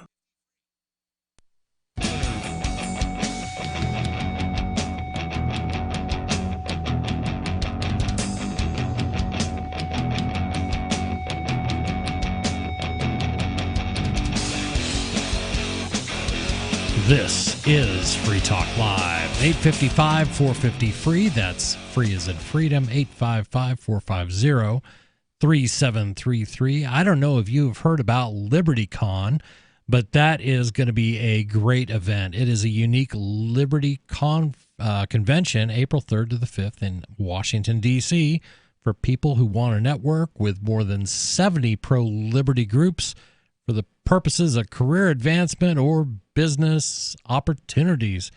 They've got some incredible speakers coming up. John Mackey, Whole Foods, Nobel Prize-winning economist Vernon Smith, political commentator Miriam Issa, Nassim Taleb, amazing author. They are going to be there. There's even more. Visit libertycon.com for more details on additional speakers and events, and use code FTL to save $10 on your registration. Student travel scholarships are available, and discount rooms are available for everyone at the Marriott Marquis in D.C. Save with early registration at libertycon.com. Use code FTL for $10 off. And hey, how often do you get a chance to visit Washington, D.C. and come home with your soul intact? It's a rare opportunity. In studio, it's Chris and Ian.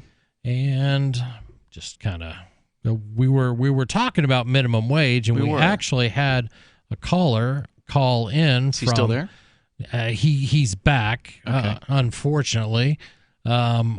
Unfortunately. I was looking forward to talking to him. No, I'm looking forward to talking to him too. Peter, I hope you're there.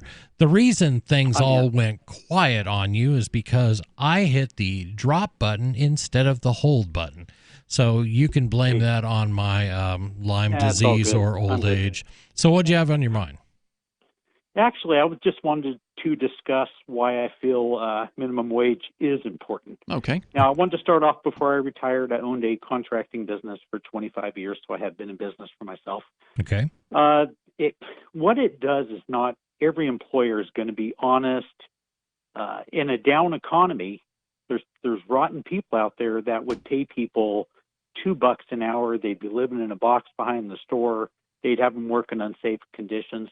I believe in OSHA regulations, everything else, because not every employer is going to be honest. I always paid my people very well, but we also did you worked very need hard government? for a living. Right. Did you need government to tell you to pay people well? If you wanted to keep them, I assume you couldn't just get anybody. I didn't need government, but there are, let's say 95% of the employers are good, honest people. Right. 5% are going to be dirtbags right. who are in a down economy, who are going to pay people $1 an hour and not care that, they're living in a tent in the back of their building. So basically minimum wage helps keep the dirtbags in business. It allows them to keep employing people. Right? I'm trying to think about what you said. It allows. It supports. I mean, normally, if you were looking at, let's say we took your job, your business, and put it in a small town where word traveled very quickly about what kind of an employer you were. I assume you get high marks. You've called the show before. You're a nice guy. I'm going to say that everybody knows that, hey, working for Peter it's a good gig and he's fair.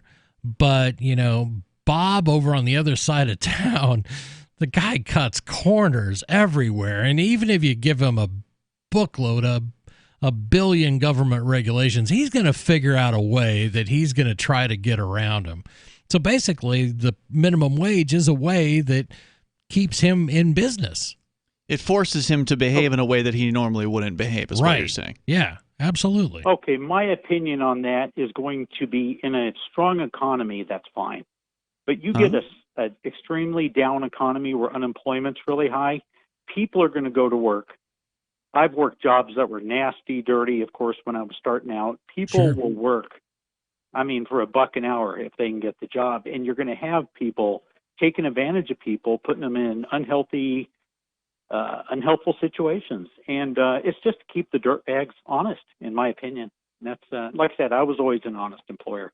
Yeah. Paid my people well. I made good money. So you think you can force dishonest people to be honest and force them to be better people? Yes, I do. Don't you think that's immoral? Doesn't that make you a dirtbag? No, not at all. No? Because if you threaten people with violence, that's not immoral? No, I don't think when it comes, you have to hold people accountable we have certain standards in this country. Sure. This isn't China, India, etc. Yeah, but I enforce my standards by choice. So if I decide that a business is unkempt or undesirable or treating their employees poorly, or if I hear that the owner's a racist or whatever, or I've seen evidence of that, then I'm just going to not do business with that person, and I'm going to tell people about it. So I'll use my market influence to try to influence that situation. But I would never consider using the threat of violence against my neighbor, even if my neighbor was doing something I disagreed with. What makes you think that's okay? I just feel it is. I feel it's okay to keep people honest in this country, and if it takes the government to put regulations in, even if you've got to hurt some people, huh? Got to crack a few heads just to keep people honest. That's totally fine. I'm definitely not in favor of police violence and that sort Well, of what do you thing. think it's going to come Absolutely to? How do you think your laws are going to be enforced, dude? I'm not paying that minimum wage. I would say I'm to going put to that refuse. person. Go ahead. Okay, I'd like to say I don't condone violence. I'm actually, against police violence and all that, just like you guys. I'm sorry to tell I you don't. this, but you do condone it. You just told me you fully accept the use of violence to enforce your viewpoint. Well, I would go in and I would shut the business down. How? And you're right. That's probably going to need with violence. Yeah. What if I don't want to get shut down? The business away from them. What if I'm like, hey, man, my employees want to get paid $10 an hour, and you're telling me I got to pay them $15. They're totally fine working here, and you want to tell me no? You're going to have to force me out. What are you going to do? I'd just say we're on different sides of the fence on this one, because I'm a firm believer in keeping the employers honest. Yeah, but on your side of the fence, there's men with guns and a Bearcat and battering rams. I guess because I was an honest employer, I expect other people to be as moral as I was. Why don't you just outcompete them and do a better job in business? Right. Get all their customers. Was your business ever threatened by these dirtbags? I mean, really? I mean, could they take? Yes. Could yes, absolutely. So the ones that were hiring the illegal workers, the illegal aliens, absolutely. I was lucky enough because I was in heating, air conditioning. It was a little more technical. Sure. If I was a in concrete or roofing, I wouldn't have been able to compete because of the dishonest dirtbags hiring the illegal workers. Well, now wait a minute. What's wrong with hiring people who don't have papers?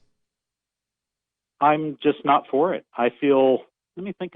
So they weren't treating you're not saying they were treating these people badly. They were just hiring people without papers. Yeah. And who are willing to work for less I was following the rules that the government has set. Oh, the completely arbitrary rules that were set by a bunch of strangers? That somehow makes you a good guy? Well, I'm just saying we're on different sides of the fence. That's what I believe. Yeah, you've got a bunch of Bearcats and killers on your side of the fence who are willing to murder people to have you get your way. And yet you say that you're against violence. How do you hold those positions at the same time? I don't understand that. I'll have to think that one through. Yeah, you should think about it because it's wrong what you're talking about doing.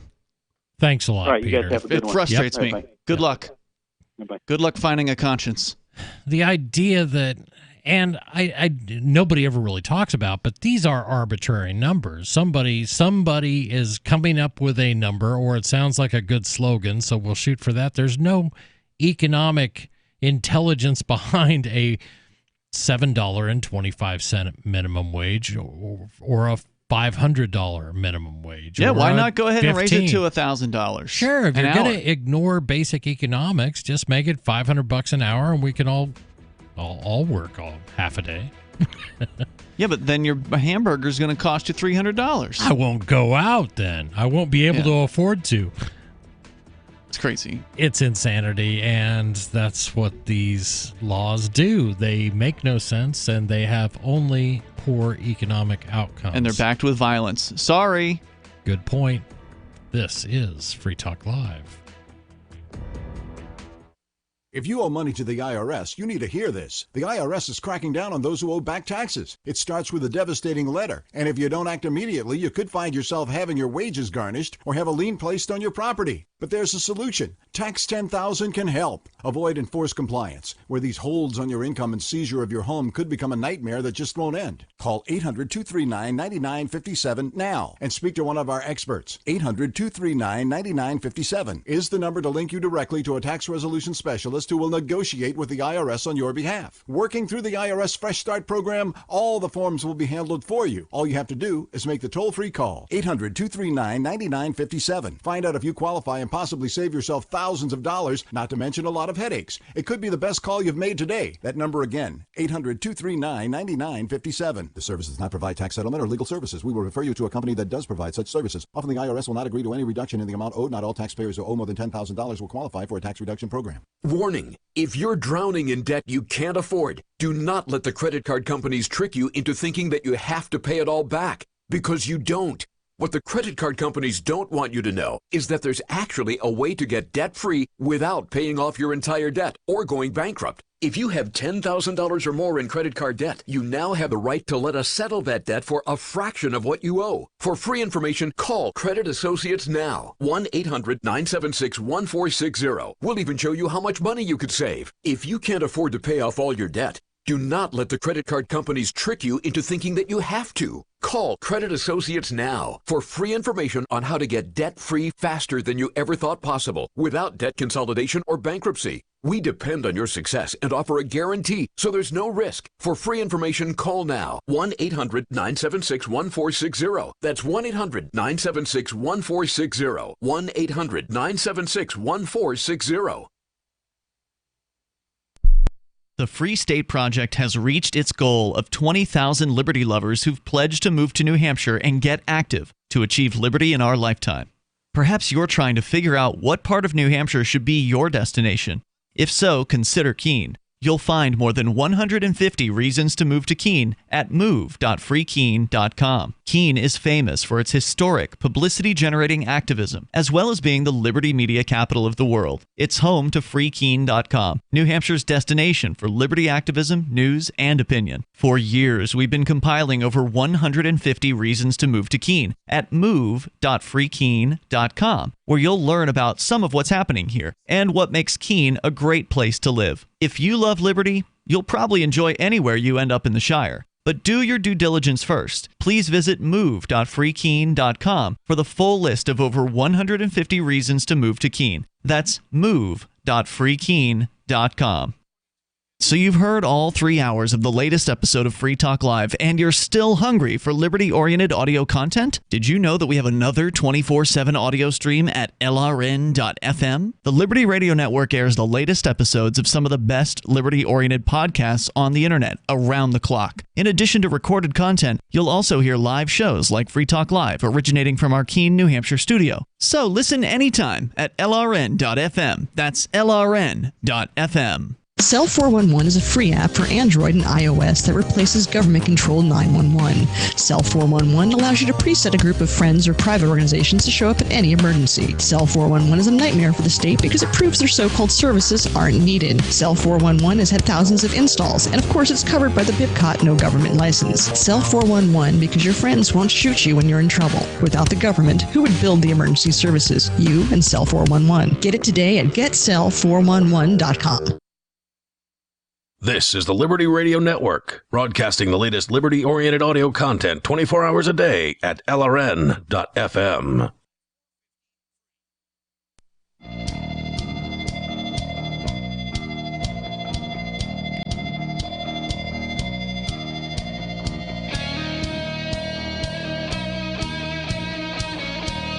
This is Free Talk Live, 855.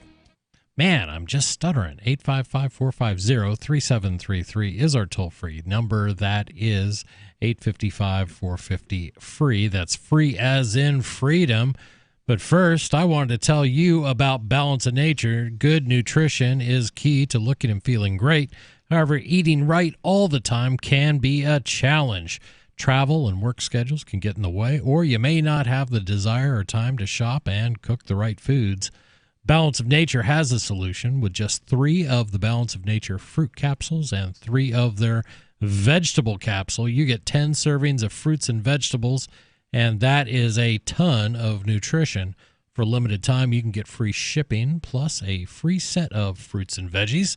Go to balanceofnature.com and use discount code FTL. Go to balanceofnature.com for that great offer. In studio, it's Chris. And Ian. We have been talking minimum wages. Yeah. And who doesn't like a raise? We had unfortunately, the raise is more of a mirage than anything else. It's an illusion of getting paid more when, in fact, what you're getting paid isn't going to go as far, because if you increase the price of everything, which is basically what you do when you increase the minimum wage. I mean, not everything, because some businesses pay more than the minimum wage already. Right. But on businesses that do pay the minimum wage, the prices of those things are likely to go up, or the jobs are going to be cut, or a little bit of both, right? People lose their jobs, and maybe the prices will go up somewhat. Well, people here in New Hampshire, I mean, New Hampshire never went for their own minimum wage. They follow the federal standard, $7.25 an hour. Which is a mistake. They should not have any minimum wage whatsoever. Exactly, and we've been trying hard to repeal that.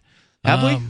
Yeah. I don't think I've heard a proposal of that. I've heard a Have they done proposal. that? Really? Well, at least I've heard legislators talk about that. I've heard of proposals to create a minimum wage in New Hampshire, which would be higher than the federal. I have not heard the reverse. I can't back that up. I know several legislators that are thinking that this should be on the agenda. Maybe they're just not doing it because the Democrats are in charge and they know it won't go anywhere at this time. That's quite possible. But here in Keene, New Hampshire, where this show is broadcast from, you can't get a job. I mean, you can't get employees. That's the problem. There are no employees. Nobody wants to work for $8. Nobody wants to work for $7.25. So I'm starting up a new business here in town, and it's not going to require highly skilled workers or anything like that. But do you think I could find them for $7.25? No, I'm not going to be able to have one person working in our. Could I find them for $8, $9? No. I've got to pay people. I've got to offer people, even just to get a basic staff, it's going to cost me $10 to $11 an hour minimum. Now, so that's the market that created that, right? That's competition for wage, competition for employees, having useful employees, being willing to pay the price that it takes to get those people. And I'm gonna, if I want anybody with even a modicum of experience, I'm gonna have to hire them away from another $10 or $11 an hour job. That's the reality. That's what happens in market. And this is not Silicon Valley. This is Keene, New Hampshire. It's not like everybody makes that kind of money. But when you go into other areas, that are a little more well-to-do, a little more well-heeled, now you're looking at $15 an hour is going to be a demotion for a lot of people right now in those areas. So are they going to be able to say, well, hey, we don't have to pay $17 an hour like we were. It's now $15 an hour. Well, if they're paying more than the minimum, they're probably not going to get away with lowering the wage once the minimum wage raises. I mean, that seems unlikely. If you're already paying your employees $18 an hour, you're not going to likely cut that to $15 an hour. So that seems like the least likely thing that's going to occur. But, just to go back briefly to this caller that we had on the line from California, I think his name was Peter, who positioned himself as though he was some great friend of employees because he was a good guy who paid good wages and always paid him a fair wage. Treated his employees good, and I'm sure that that's all true. But then to blame his competition, to call them bad people, he made it sound like they were abusing the employees and that they'd pay him $1 an hour or whatever. But the reality was, as we ended up discovering towards the end of his call, is he was mad because he was in contracting and some of his contractor employer competitors were hiring so-called illegal workers, which means that they were able to pay below whatever the prevailing wage was, because these people are willing to work for less. They're willing to work under the table. And they're willing to do a good job, from what I understand. A lot of these folks that are, unlicensed and so-called illegal doesn't mean they're bad at doing what they're doing. And presumably these guys did an all right job because he didn't say his competitors went out of business because they were awful. Presumably they were getting contracts and getting work. So then he positions himself as the good guy because his definition of a good guy is somebody who bows down for the state and fills out all the forms in triplicate and does what he's told and pulls the licenses and pays the permit fees because he is under this belief system that doing what is legal is what is moral. And I'm going to tell you that's not true. Proven a million different ways. We're going to go to the phones where we got Tom in Tennessee. Tom, you're on Free Talk Live. What's on your mind? Hey, guys. I was just calling about how you were talking about with the previous caller about the illegal workers. Okay. Yeah. Let's take this and spin it another way, and you tell me how you would feel. Let's say we got rid of the Frank Dodd Act, and you're buying a house. And with doing that, your choice is, instead of having 3 days to wait and make sure that all the paperwork's right, you've got time to review it and everything, it's pretty much like buying a car at a dealership. They rush you in there, sign this, get this, okay, have a good day. And by the end of the thing, your payment is like 3 or 4 times what you had anticipated it to be. Now, for illegal workers, that's driving up health care. That's driving up the cost of regular workers to meet that health care. Correct? So what you're talking about is you're saying that because the government has mandated programs that force you to pay taxes to pay for other people's health care, adding more people to that system is causing a burden, correct? Of course it would cause a burden. So the problem is not with the people coming here. The problem is with the fact that the government has a health care system that you're forced to contribute to. Why does the government do that? Illegal part. The whole illegal part. So if everybody was checks and balances for people to come to America, to come and work in America, we have checks and balances for that. Okay, so just to be clear, it doesn't have to do with the burden on health care. So you wouldn't have a problem if there was a huge boom of native babies from trailer parks that then got on the health care system and overburdened it. That would be okay with you because they're all legal? Well, okay, once again, you're exaggerating the point, but I will go along with it. Well, a huge burden of babies from trailer parks. One, that huge boom wouldn't be there because the checks and balances would be there. Why is that? What? How are you going to check and balance? You're going how many? to force them to put a rubber on? Well, every year, if anybody pays attention, you can't let so many people in. I mean, you don't think the people in government know, hey, we're going to allow this many people to come in. Yeah, I don't think the government people know jack squat. Yeah, I think they'll say there's an arbitrary number, but they're going to come up with an arbitrary number.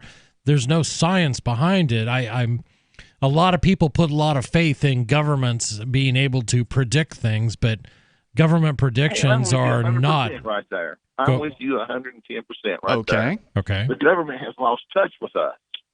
And us as people need to find people that are in touch with us, not people that are promising, hey, I'm going to send you to college for free, and you're going to go out and get a job. Don't worry about paying it back. That's not going to work. Or people that are, hey, I'm going to build a wall, and I'm going to stop these people. That's not going to work. I agree. How it's going to work is for government to get back to where it was. Well, where it was getting the F out of people's business as far as immigration was concerned a couple hundred years ago. It was not messing with immigration. They didn't even have that word. And if you want to hang on, we can continue the discussion because I think it's an important one. Okay. You know, there was something called naturalization. That's in the Constitution, but there's not any kind of immigration control specified. That came much, much later. And the government tried to get it right. They tried to do, and oftentimes it benefited the people in government. But we're going to talk about that. 855-450-FREE. This is Free Talk Live. I can definitely say that I have found the best cryptocurrency wallet. Certainly the best named one. I'm Mark Edge, and I love the Edge wallet. I've been using it for the last few months. You can buy, sell, trade, and hold your cryptocurrency securely. I trust my holdings of all the major cryptocurrencies to Edge wallet, and you should too. No long phrases to memorize, just a username and password. Secure your freedom with Edge wallet. Get it now on Apple or Android in the App Store or at edge.app. Have you heard of LibertyCon? LibertyCon is not only a convention with great speakers like Whole Foods CEO and co-founder John Mackey and Nobel Prize winner Vernon Smith, but it's also unique because you get a chance to network with more than 70 pro-liberty organizations, one-on-one for the purpose of career advancement, business, and internship opportunities. April 3rd through 5th in Washington, D.C. You can learn more by visiting libertycon.com and use code FTL for a $10 discount on your registration. That's libertycon.com.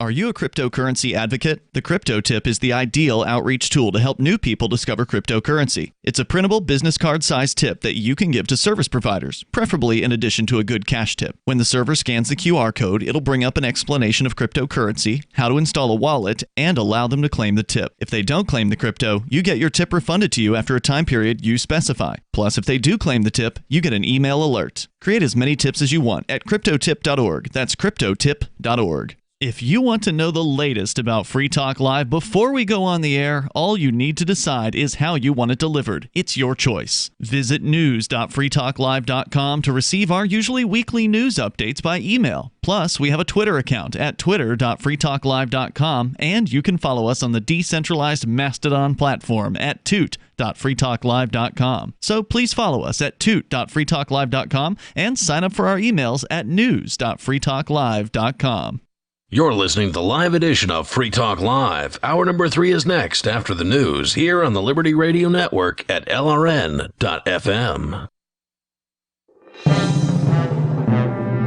This is the Liberty Beat, your daily source for liberty news and activist updates. Produced in partnership with SNLS News and listeners like you.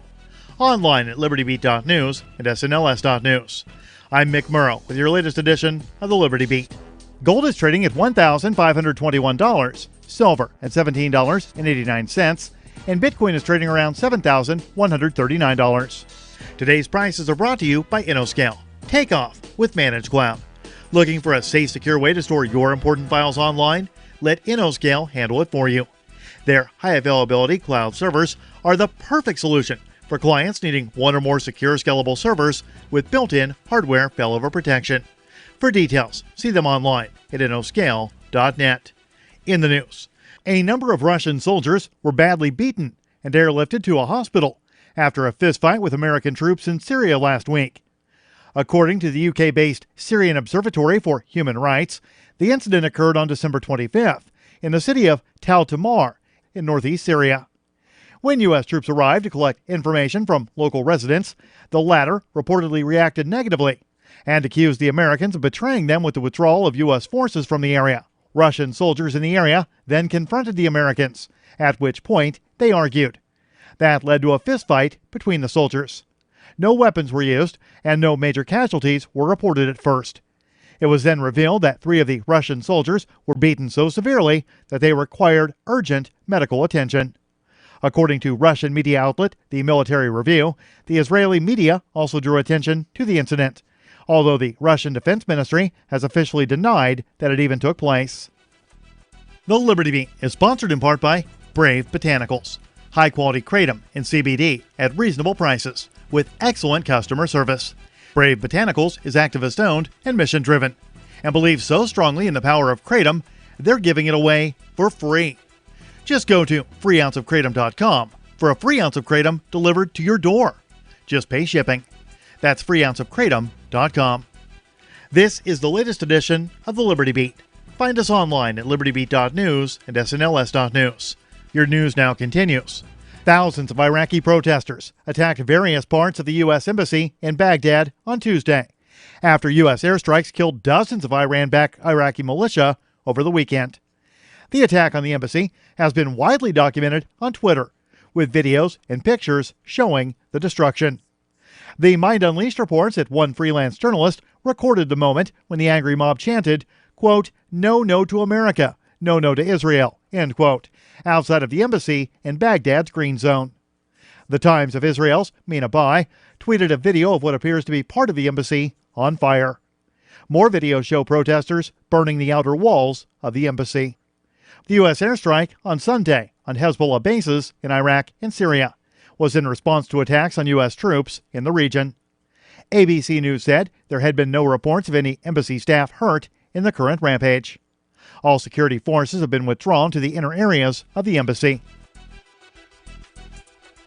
One day after Colorado and western Nebraska counties reported a series of mysterious nocturnal drone flights, the Federal Aviation Administration is promoting a rule change that requires most drones to be identifiable remotely, a report said Monday.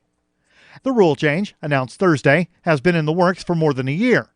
That's according to FAA spokesman Ian McGregor in an email to the Denver Post. Under the legislation, law enforcement, federal security agencies, and the FAA would be allowed to identify drones flying through their jurisdiction.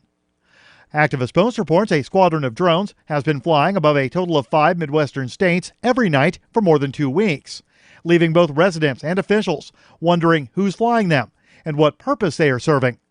Sheriffs in Lincoln, Washington, and Sedgwick counties in Colorado and Nebraska say their offices have been inundated with calls about the devices. Support for the Liberty Beat comes from the Conscious Resistance Network, featuring videos, news reports, and articles from a spiritual anarchist perspective. Experience the Conscious Resistance at theconsciousresistance.com. How would you like to have your business featured on the Liberty Beat? You can. Just send an email to libertybeat@snls.news for details. This is the Liberty Beat, produced in partnership with SNLS News and listeners like you. The Liberty Beat is online at libertybeat.news and snls.news. I'm Mick Murrow, reporting for the Liberty Beat, reminding you, spread liberty with a smile. With job numbers near historic lows, Forbes magazine has released a list of tips for finding a job, all of which involve witnessing an employer murder someone. Forbes says despite the grim economy, employers are still hungry for talented workers who know how important it is to forget about whatever they think they saw or heard. So me and a couple of friends were out smoking at the Viaduct the other day, and we saw this really rich guy in a Mercedes pull up in his car and drop nothing. Now I'm the Vice President of International Development. According to Goldman Sachs CEO Lloyd Blankfein, we had a great quarter and hired hundreds of new employees. I haven't done anything wrong, and all my employees will tell you the same thing because that's the deal we had. But the article warns that stumbling onto a coke-fueled CEO strangling a prostitute isn't a foolproof method for finding work because employers are just as likely to murder you as they are to hire you. This is the Onion News Network.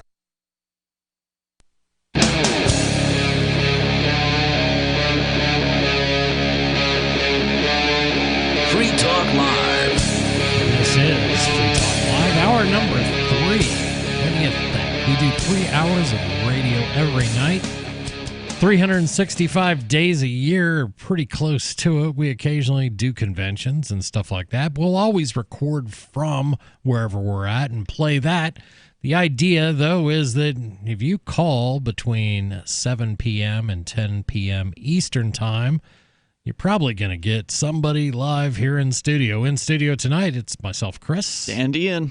And we have been talking about a bunch of stuff like we always do. We've been most recently talking about minimum wage, and we've been taking some calls on that. And why it's a bad plan. We are in agreement.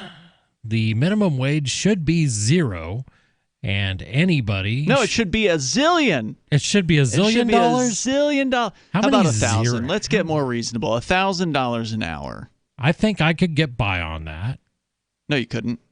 I couldn't. That's right, because everything I buy would then go up in price. Yeah, you know, it doesn't work. You don't. It's the funny thing about this is you don't have to think that hard about why this is a bad idea. If there were $1,000 minimum wage and it applied to all U.S. workers, how much do you think a bag of carrots, baby carrots, those little ones, So the people that pick those carrots would have to be paid $1,000 an hour. Oh, whoa. In Massachusetts, where they're raising the minimum wage to $15 an hour over the next few years, the wage will remain at $8 an hour for most agricultural workers. Oh, according to so they're just picking and choosing the winners and losers. Yeah, what they describe as arcane farm labor laws. But let's get back into if our caller is still on the line. He was calling about, I think, immigration. And I wanted to continue that conversation if we're going to go back to Tom. Tom in Tennessee. You still with us? Yes, I'm here. Excellent. Thanks for sticking around. So Thanks please. for keeping me on. Yes, sir. So you were kind of driving, if I recall correctly, at the point that you're frustrated by the government mandating all these, government benefits programs like health care coverage and all that, and then you've got an influx of people coming in from outside of the United States that are putting an extra burden on these already, ridiculous government programs. I don't want to put words in your mouth, but that was my understanding of what you were saying. Yes, if you wanted to cut it with a blunt knife, that's pretty much it. Yeah. So if the government were to, and no one's proposing this seriously at a national level, but if this were to happen, if the government gang were to stop providing health care for free and just let the market do it. Point of order. I'm sorry, the government does not provide health care. It pays people, and it requires that we have this sort of three-tiered system where there's the patient, and then there's the middleman, who's usually an insurance company, and then you actually have the provider. So we have a mandated middleman. But if the government's programs were ended, which were forcing money out of people's hands and putting them into other people's hands without their consent, if you ended those programs, then would you have an objection to immigrants coming in, sir? I would still have an objection to illegal immigration. Why? Because that's where the burden's coming from. What burden? Mostly. Well, you get somebody that is, quote, illegal. They haven't gone through the system. They haven't been vetted to come to the country. Okay? Why would they need to be? Well, okay, if they need to be, they need to go through the system. But why? Why would they need to? What would be the reason for that? Well, one, we can, as a government, which we both agree, let's just go ahead and get this out and open. We both agree the government's doing a poor job, okay? Well, they can't do anything but a poor job. They suck. Right. Right. And well, what do you want them to do? That it's up to us as taxpayers to better the government by who we put in office, correct? No, I don't want to be a taxpayer. I'm not interested in supporting the state at all. I think they're evil. So real quickly, do you well, who do you think right now is giving you the freedom to sit there and voice your opinion? Well, you go over to Czechoslovakia. Okay. No. Honestly, Saudi Arabia. Who gives me I hate the government? Excuse me, sir. How long do you think it would take them to drag you out to the middle of the street and make an example? So I should thank the government, is what you're saying, for not beating me to you should thank them for being able to have the freedom to sit there and say you don't like them. Can I offer? Something. Right, and the government doesn't give us that freedom, and this is a misconception. Right now than you would overseas. Well, it doesn't matter. What I'm saying is the government, the Constitution, does not grant me anything. And it was no right to free speech. Wrong. What you're doing right Wrong, now. sir. It does not. It does not. And just follow me on this. I have a right to free speech because I have an inherent right that I was born with. The only thing that is in the Constitution is the Bill of Rights, which is not a restriction on my rights. It is a restriction on what the government can do.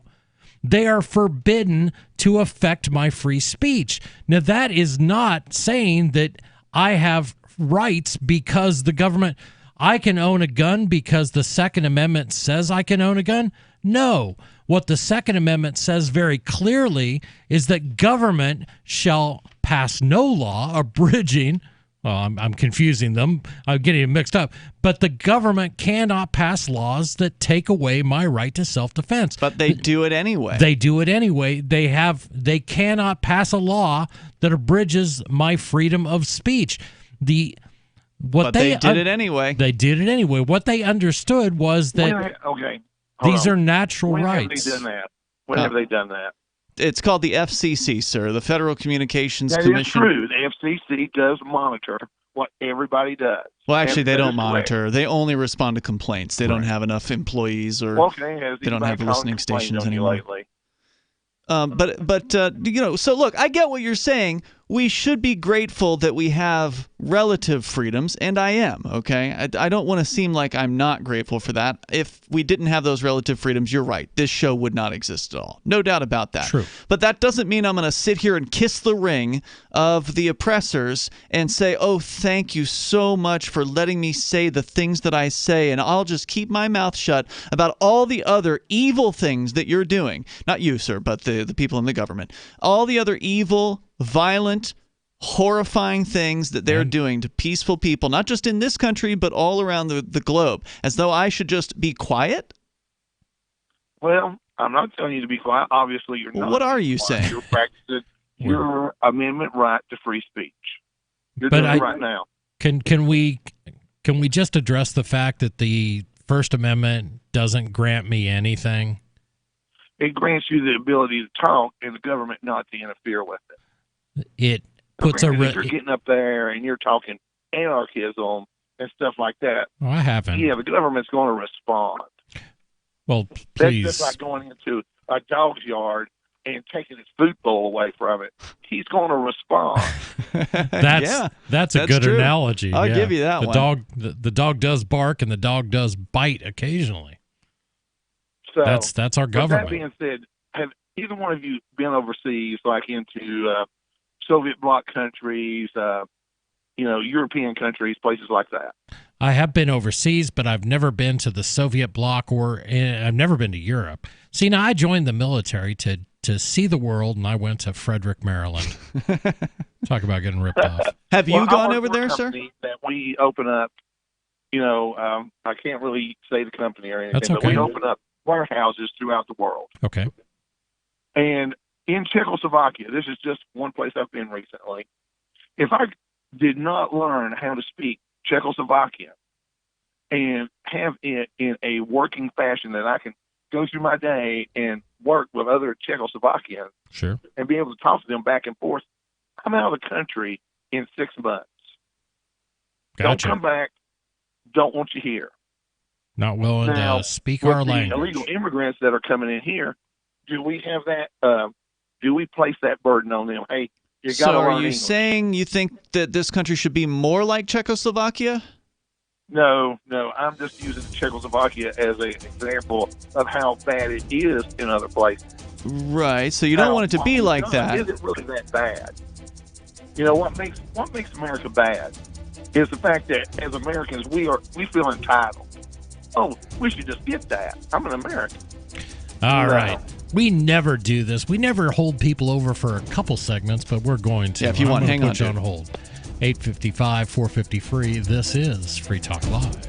Free Talk Live is now on more than 200 radio stations nationwide. We've had more than 18 million podcast downloads, and we claim millions of listens a month. We're a multimedia ad venue with print, email, web, and terrestrial radio marketing platforms. We strive to have ad packages that cater to advertisers big and small. Contact me today at marketfreetalklive.com to see what we can do for you. Marketfreetalklive.com. If you're a local advertiser, contact this station. But if you can service a national audience, contact me, marketfreetalklive.com. Business owners, you want more customers? Accept cryptocurrencies. There's people all around you just waiting to spend money at your store. If only you would take it. I know, you've been waiting till someone else makes it easy. Well, good news. HelpMeTakeBitcoin.com adds Bitcoin to your point of sale, totally free. Use the same equipment you already have, now with Bitcoin. And unlike credit cards, there's no fees. Let the guys at HelpMeTakeBitcoin.com bring new customers to your store. HelpMeTakeBitcoin.com.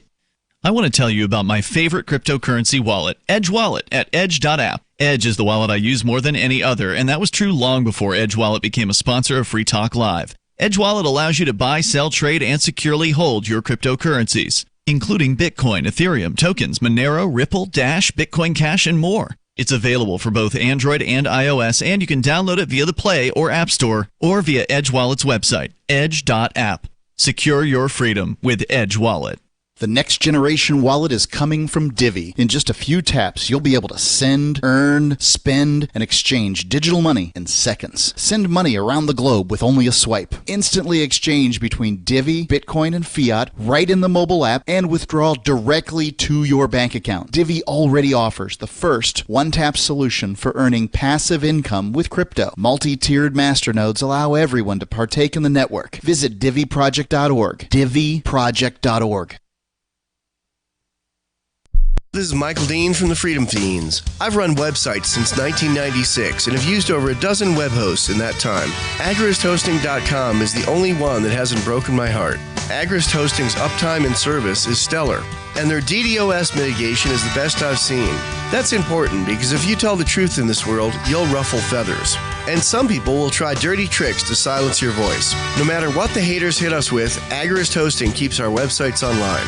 If you have a mission-critical commercial presence or a world-changing activism site, you cannot tolerate any skullduggery. So go with agristhosting.com. Have a WordPress or blog site, but you're not satisfied with performance or uptime? Or just want raw hosting? Want to pay with Bitcoin? Agrist Hosting specializes in high-performance hosting with personalized service. Go to agristhosting.com and click on the button that says Get Hosted. That's agristhosting.com. There are lots of ways to listen to Free Talk Live. Our podcast has been around since podcasts began, and now the FTL feed is loaded with content besides our full show archives. Did you know that we make it easy for you to customize your podcast subscriptions? We have different feeds, one that includes only our full shows, one with just the Daily Digest, and one with just the Edgington Post. You decide what you listen to. It's quick and easy to customize your feeds at feeds.freetalklive.com. That's feeds.freetalklive.com. Do you want more businesses accepting Bitcoin Cash and Dash? Now with AnyPay, you earn passive income for every purchase at those businesses. Finally, a financial incentive to spread Bitcoin Cash and Dash. You made it happen, so you get the rewards. Download the AnyPay Cash Register app and add your cryptocurrency wallet addresses. Then install it at a real-life business and tell us what you did at anypayinc.com. anypayinc.com. You can sign up to receive the latest about the Liberty Radio Network via our email updates at updates.lrn.fm. That's updates.lrn.fm.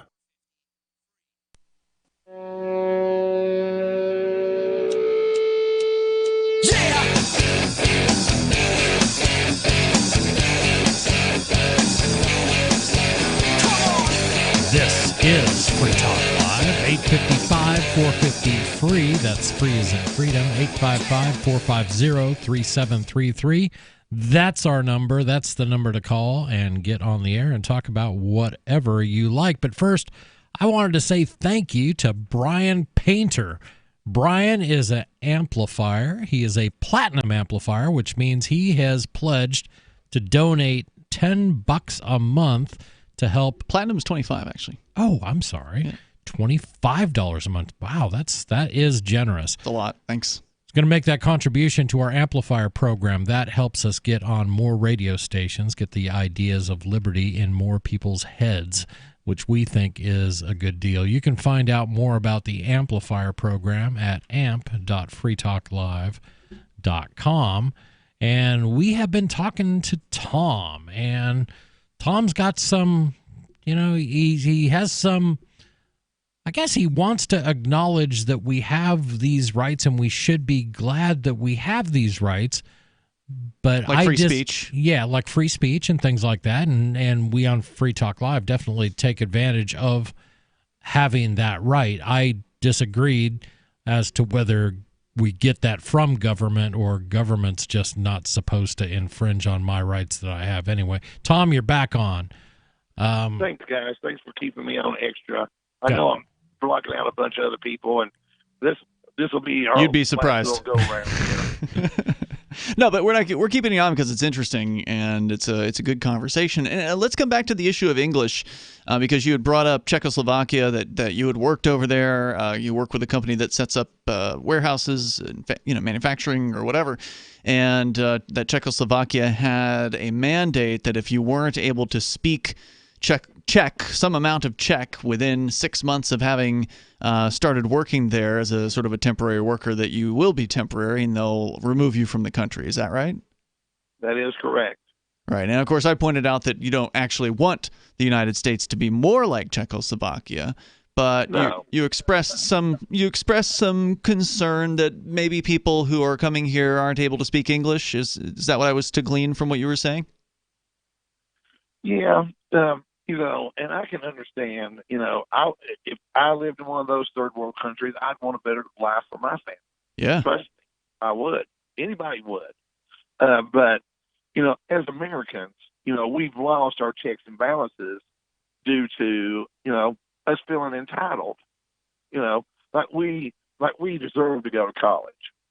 A student with a 2.0 average, in my opinion, does not deserve to go to college. Right. And I don't think anybody should have their college paid for by force, by taxpayer, mandate or whatever. Right. And I think if you were to move to another country, if I were, I'd learn the language. It would make me much more marketable. You make more money. Oh, heck if yeah. you could do that. Well, and that's just the thing. And this goes back to what we were talking about with the minimum wage, is that if you just let the market be, instead of having to force a minimum wage down people's throats and force all these regulations that the other guy was calling about earlier, just let the market happen. Let competition happen. And what you'll find out is that the people who are moving here, as you pointed out, Chris, they will desire to learn the language. They will want to learn the language. That is what happens, actually, when you look at generations of immigrants. It may not be as common within the first generation, but they still do. Second generation, it's super common. And by the third generation, they don't know the original language from whence they come. They don't. It's not speculative. It's history. That's the fact. It's a fact. Right. It's an absolute fact. That's what happens. And, I'm not trying to be mean here, Tom, but, isn't it a little entitled to say that everyone should speak your language? If you're coming to my country and you're taking a job from an American, yes, you should at least learn the language, be able to function in it. But isn't the freedom of speech, doesn't the freedom of speech include the freedom to speak in another way that you don't understand? Okay. That's correct. I can see that point. Okay. But in the same instance, should I have to hire people to be translators for people to work in a warehouse that's in America? And their whole job is nothing to do but sit there and translate what I'm telling them to tell that person, hey, pick up that box and put it right here in this fashion. So if the government Should I have to do requires you to hire people that don't speak English, I got a problem with that. Right.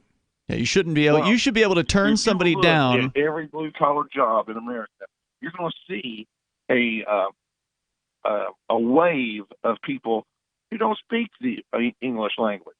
Okay, so whose job are they taking? As you said earlier, people who work in the farming industry, people who are working in the warehouse industry, people who are working in the carpentry and the housing industry. There's a lot of them out there. Sure. I mean, it's not. Thank goddess they're out there, because that's what keeps our food cheap. I mean, I like a salad every once in a while. They don't want that right there. That's what I'm saying. Is right there. That's how we go ahead and let the market take control of minimum wage. So you agree with that? Do you think the market should control the wage? Do you think that the government should abolish the minimum wage? I'm with you 100% on letting the market do the minimum wage. Okay. But for it to do that, you're going to have to get rid of all the illegal workers. No, you don't. You're going to have to make it an even playing field. No. Some jobs just aren't worth a lot of money, and fortunately, some people show up to do it. You want to? You couldn't pay me enough to hump water. If you get hungry enough, you'll go out there and take that $5 an hour job. Yeah, but I don't have to. Fortunately, I live in this country. And that's not because... Okay, and why do you not have to take that $5 an hour job? Because a Mexican migrant worker is willing to take that job. I don't have to worry about... They pay you by the melon. Yeah, they pay, and I'm good with that. Hey, Tom, thank you so much for the call, and please give us a call another evening, too. It's also worth pointing out that this is my favorite story in this area because it was the most poignant one, I think. several years ago now. It was Georgia that was right around the time when Alabama had passed a law cracking down on immigration. Right.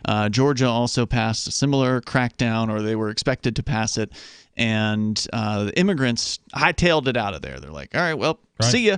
We'll go somewhere that's a little more welcoming to us or not as crackdowny. And so they left. And literally food was rotting on the vines out there, for all the claims that, well, they took our jobs, or, these immigrants, if it weren't for them, Americans would have these jobs. And the fact is, Americans did not want these jobs. They're hard work. They could not find people to hire. So then what did they do? They went to prisons. Oh, you know the story. Okay. Yeah, I do. Yeah. They went to prisons. They tried to get prison labor, and they couldn't do the productivity of illegal aliens. Most of them walked off the first day. They didn't even finish the day. Right. And then the rest of them didn't come back the next day. Yeah. So I know we want a world where everybody gets a big paycheck, but that's just not reality. I don't know too many people that are willing to clean hotels day in and day out. What do? I go into a room that some couple had a tryst in, and I clean up that mess.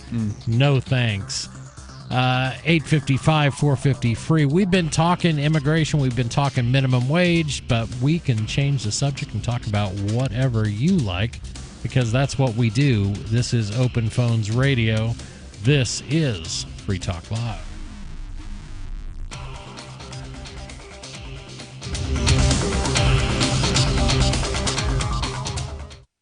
Bitcoin.com has launched a trading platform at local.bitcoin.com, allowing you to buy or sell Bitcoin Cash via dozens of payment methods like PayPal, Venmo, bank deposit, remittances, or meeting in person with cash. There are no ID requirements to sign up for and use the site, and all communications between buyers and sellers are encrypted. Finally, a global trading platform that respects your privacy. Visit local.bitcoin.com to get started trading Bitcoin Cash.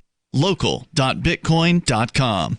Have you heard of LibertyCon? LibertyCon is not only a convention with great speakers like Whole Foods CEO and co-founder John Mackey and Nobel Prize winner Vernon Smith, but it's also unique because you get a chance to network with more than 70 pro-liberty organizations, one-on-one for the purpose of career advancement, business, and internship opportunities. April 3rd through 5th in Washington, D.C. You can learn more by visiting LibertyCon.com and use code FTL for a $10 discount on your registration. That's LibertyCon.com. We have some good news. The indictments against Ross Ulbricht in the District of Maryland were dismissed with prejudice, meaning they can never be refiled. This is especially good because those indictments contain the only charge ever made that Ross engaged in murder for hire. This was a serious allegation that Ross Ulbricht denies. It was never prosecuted or ruled on by a jury, but was trumpeted by the federal government and the media as if it were proven fact. The Maryland court held these indictments for almost 5 years, poisoning Ross's case and leaving him under a cloud of unproven allegations. As explained in Ross's appeal to the Supreme Court, the fact that the judge used these allegations to give Ross a draconian sentence of double life without parole violated his Sixth Amendment right to a jury trial. Judges are required to issue sentences based on convictions decided by a jury, not unproven allegations never even charged at trial. Although this is a positive development, the dropped indictment will not set Ross free. Now, a presidential pardon is Ross's only hope of freedom. Sign the petition at freeross.org. freeross.org. Free speech is protected on the internet, right? Not always. Government agencies try to limit free speech and commerce on the net. Luckily, when they do, the Institute for Justice is there to defend your First Amendment right to free speech. IJ helped set the first federal precedent for internet free speech in 1999, and ever since has worked to prevent unconstitutional roadblocks in cyberspace. Visit our website today at ij.org. LRN.FM now has a Discord. Discord is a free text and voice chat platform, and we now have our own server with a bunch of channels at discord.lrn.fm. You can join other listeners as they chat about various things during our live shows, or anytime, day or night. Discord software is available cross-platform, so you can have it on whatever device you want and take your chats anywhere. Join our Discord at discord.lrn.fm. That's discord.lrn.fm. All experts agreed this week that the dying U.S. economy is no reason at all to stop investing in print media, calling the newspaper and magazine industry a veritable cash cow with massive potential for growth. Top experts everywhere said that aggressive investment in print media will pay off in spades, and that newsprint is in no way threatened by internet news sites or online video content. Besides, everyone in the know agreed, loyal readers of newspapers would never, ever in a million years turn their back on the trusted print media industry that has always been there for them in good times and bad. This is the Onion News Network.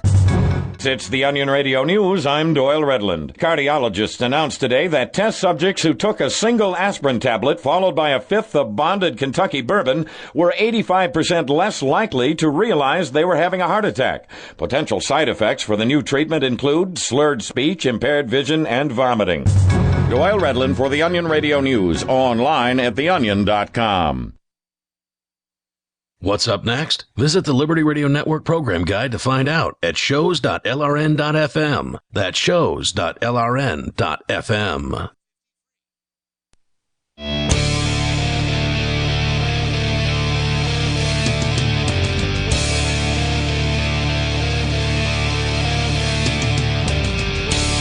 This is Free Talk Live. 855-450-FREE. That's free as in freedom. 855-450-3733. In studio, it's Chris. And Ian.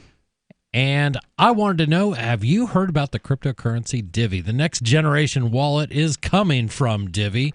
In just a few taps, you'll be able to spend, earn, store, and exchange digital money in seconds. Divvy says you'll be able to send money around the globe in only a swipe and instantly exchange between Divvy, Bitcoin, and fiat right in the mobile app and withdraw directly to your bank account. There's no need to wait, though, as Divvy already offers the first one-tap solution for earning passive income with their multi-tiered masternodes, allowing anyone to earn by supporting the Divvy network. When the new Divvy wallet launches, because of Divvy's relationship with Western Union, Divvy will be in 200 countries, including the United States. Learn more at divvyproject.org. That's divvy.org. Divvy Project or Divvy? God, I'm sorry. divvyproject.org. Okay. Be sure to go there. We're going to go to Discord, where we've got Wesley, who's been patiently waiting. Wesley, you're on Free Talk Live. What's on your mind? Hi, I wanted to talk about the minimum wage, and I wanted to just make a comment on just a side note, I guess. Okay. The relationship with the employer and the employee, it could be compared to a consumer and a producer type of relationship. So the worker would be the producer, and the employer would be the consumer. Mm-hmm. So the employer is consuming the employee's labor and using it to their benefit, basically. Right. They're buying their service, kind of thing. And that makes it kind of similar. Like when you go to the grocery store, in that case, you're the consumer. The store is the service provider, or whatever.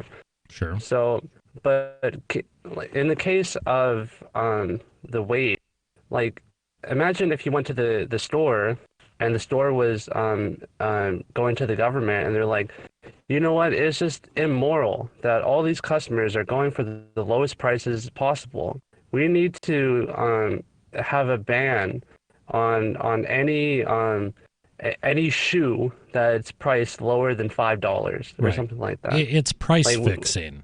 It's price fixing of labor. And we Right. object to the And idea of price fixing with anything. You bring that up with any group, people go, oh, that's a horrible thing. Then why are you doing it with labor? Exactly. That's exactly the point. Is that we can almost when it comes to when it comes to that situation, people are much more easy to recognize. Oh, this is just like crony capitalism or something.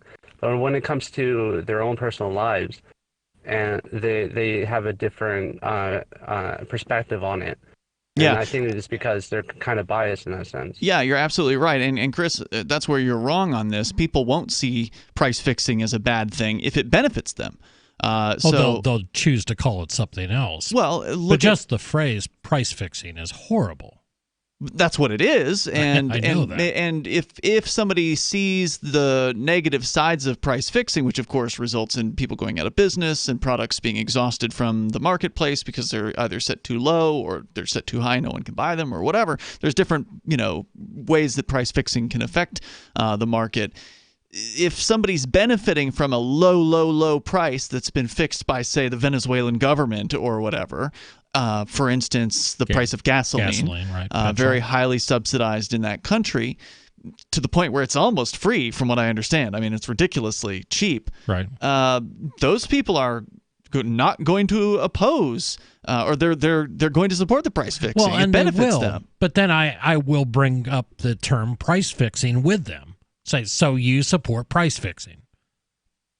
And they'll say, well, in the United States, most people are vehemently opposed to that idea. I hope you're right. I really don't know if that's true. I don't know either, but I know it's one of those phrases that generally requires an answer. What happens? They have to think about it. Yeah, well, maybe so. But when you bring up the most common, I would say, U.S.-based price fixing example, which is, of course, a disaster scenario where you've had a hurricane hit in Florida or North Carolina or something like that, and you get these government the price of milk. You get these government goons going on the air saying that how dare these gas stations gouging their customers, charging $10 for a bag of ice. And that's when you get people cheering on those government goons because they want their ice for $1. And then everybody goes and buys it immediately, and the people who really need it the most don't get a chance at it. Absolutely. Wesley, any final thoughts? Yeah, and I also want to make a little critique. Like, I think one of the show hosts, I can't recall which, but someone said that, well, if the wage was fixed at $1,000 an hour, well, then that's going to lead to higher prices for all the other goods. But I think that's not how it works in my mind. Say, I don't know, the store was going to, like, say they had a pair of shoes. That was priced at like $5, but now it's priced at like $10,000. It's not that people can't afford these people can't afford the shoes anymore, right? So they can't even buy it. And the same thing with workers. So if it was priced at $1,000 per hour, you would just have like a massive unemployment. So you wouldn't have the inflation effect because. But the same thing's true. The point is, the example is to take it to the extreme or take it to the absurd to show how the economics is bad. The same things are true at $15, $20, $25 an hour. It just won't be as drastic or immediate as a response. You're absolutely right about what will happen. And the same thing will happen if you raise it to $15. People will be out of jobs. Not all of them, but a bunch of them will. It may take longer. Hey, Wesley, thanks for the call. And that happens every time, by the way. It happens if you raise the minimum wage $1 or if you raise it $5 or whatever. You're going to knock out people from the marketplace who are the least skilled, who are the people who are kind of on the bottom rung of the ladder of economic affluence or influence.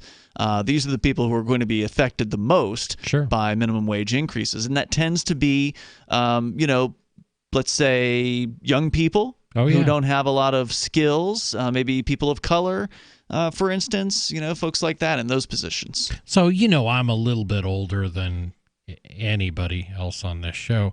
But my first job was agricultural. And I was, can't remember exactly. I worked in my parents' hardware store for a bit, but I wanted to get a job working on a farm and pulling rye. That's what we did out there. You walked through a mile-long field and you pulled all the rye, which grew higher than the wheat did. Anything that stuck up, you pulled it out. And for that, you got paid $2 an hour. Now, $2 an hour wasn't even minimum wage at that point. But it's what farmers were willing to pay kids to come out and, run around like hooligans. Otherwise, you're just blowing up mailboxes and crap. And do a horrible job. I mean, nobody was good at it, but they kind of got the job done for $2 an hour, and they got what they paid for. And what I got out of it was experience when no one else, other than my parents, was going to take me on. If I'm in 3rd, 4th grade, It wasn't easy to find a job. And that's how old you were, or third or fourth grade? Oh, yeah. Wow. Okay. Well, I'm trying to think. Maybe, probably third or fourth year. But that was the idea. It was a job that you could do when you had no other experience. If I had any other experience, I could have applied for something else. But hey, you got to start somewhere. And it was good for you, right? Because then it gave you the experience of showing up to work on time. Yes. Right? One of the basics. And for the first time, I had money not coming from my parents' store that I had earned. A good feeling. It was a good feeling. And I won't even go into another girl who ended up pulling rye with her. Now, that is a long, sordid tale I won't go into. 855 450 free. This is Free Talk Live. Cancer categorizes over 100 diseases. Though we do not diagnose, treat, or cure cancer, GCN team is offering the Clemson University study where there was up to a 95% reduction in cancerous cells when exposed to a plant-derived mineral supplement.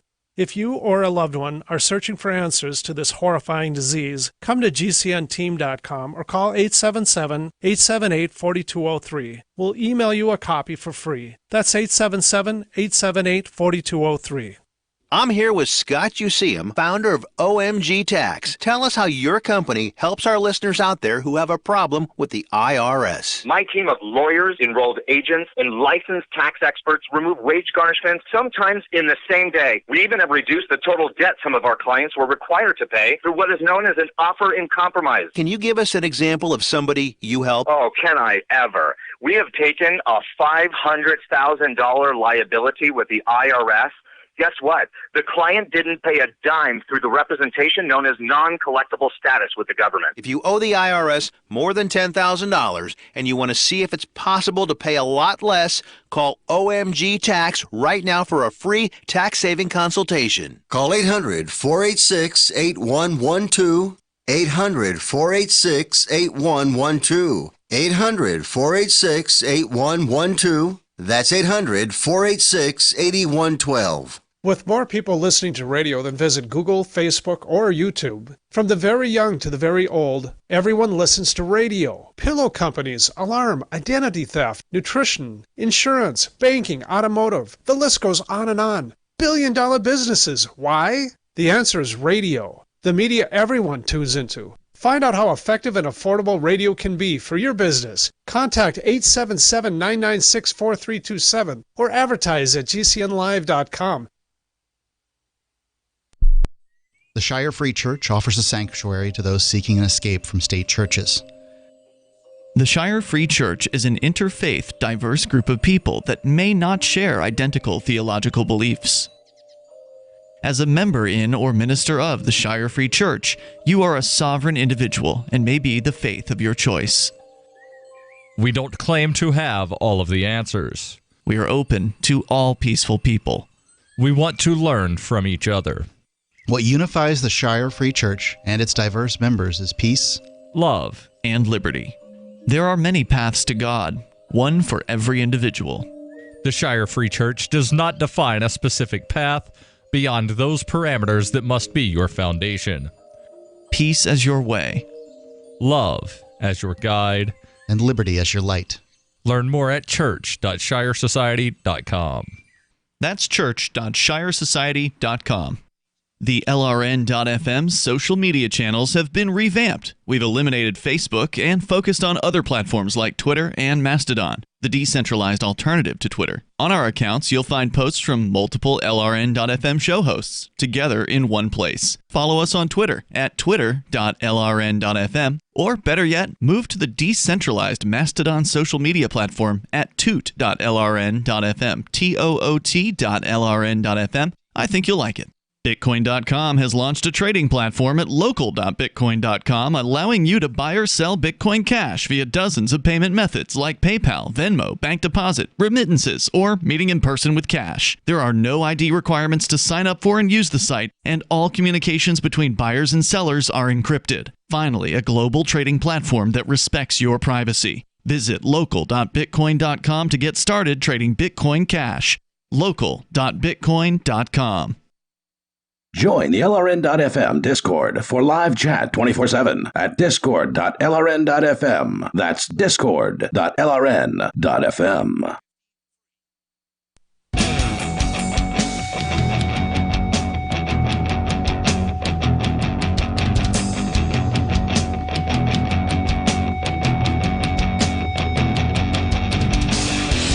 This is Free Talk Live, 855-450-FREE. That's our toll-free number, 855-450-3733. Coming up on our final segment, but first, I wanted to tell you about ForkFest. Join liberty-minded voluntarists, anarchists, and libertarians from June 29th until July 5th for ForkFest 2020 at Rogers Campgrounds in the beautiful White Mountains of New Hampshire. ForkFest happens the week after the Porcupine Freedom Festival, also known as PorkFest, and ForkFest is decentralized, which means no one is in charge. That also means there's no ticket cost. Just reserve your camping, RV site, or motel room with Rogers for June 29th until July 5th. What better way to celebrate Independence Day than around other freedom-loving activists in the Shire?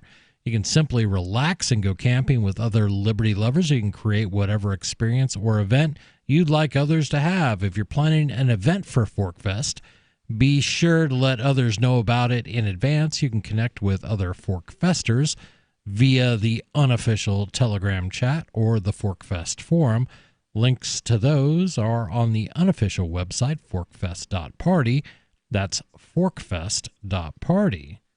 And we're going to, let me just double check. We're going to go directly to Discord where we've got Abby Normal online. Abby, you're on Free Talk Live. Hello. Hey, Abby. Hey, I want to go off topic kind of. I hope that's okay. That's okay. It's Free Talk Live. It's what we do here. Yeah. So last night, Mark and Ari and Jay were talking about creepiness. It was a great show, by the way. I really liked it. So anyway, they were talking about creepiness, and so you guys know I work at the vape shop, but I'm a bartender as well. And so, you get hit on quite often doing that type of work. I'm not conceited in saying I'm like, some hot, 10 or whatever, but I'm not ugly either. But anyway, like I still get hit on because that's what happens in that, line of work.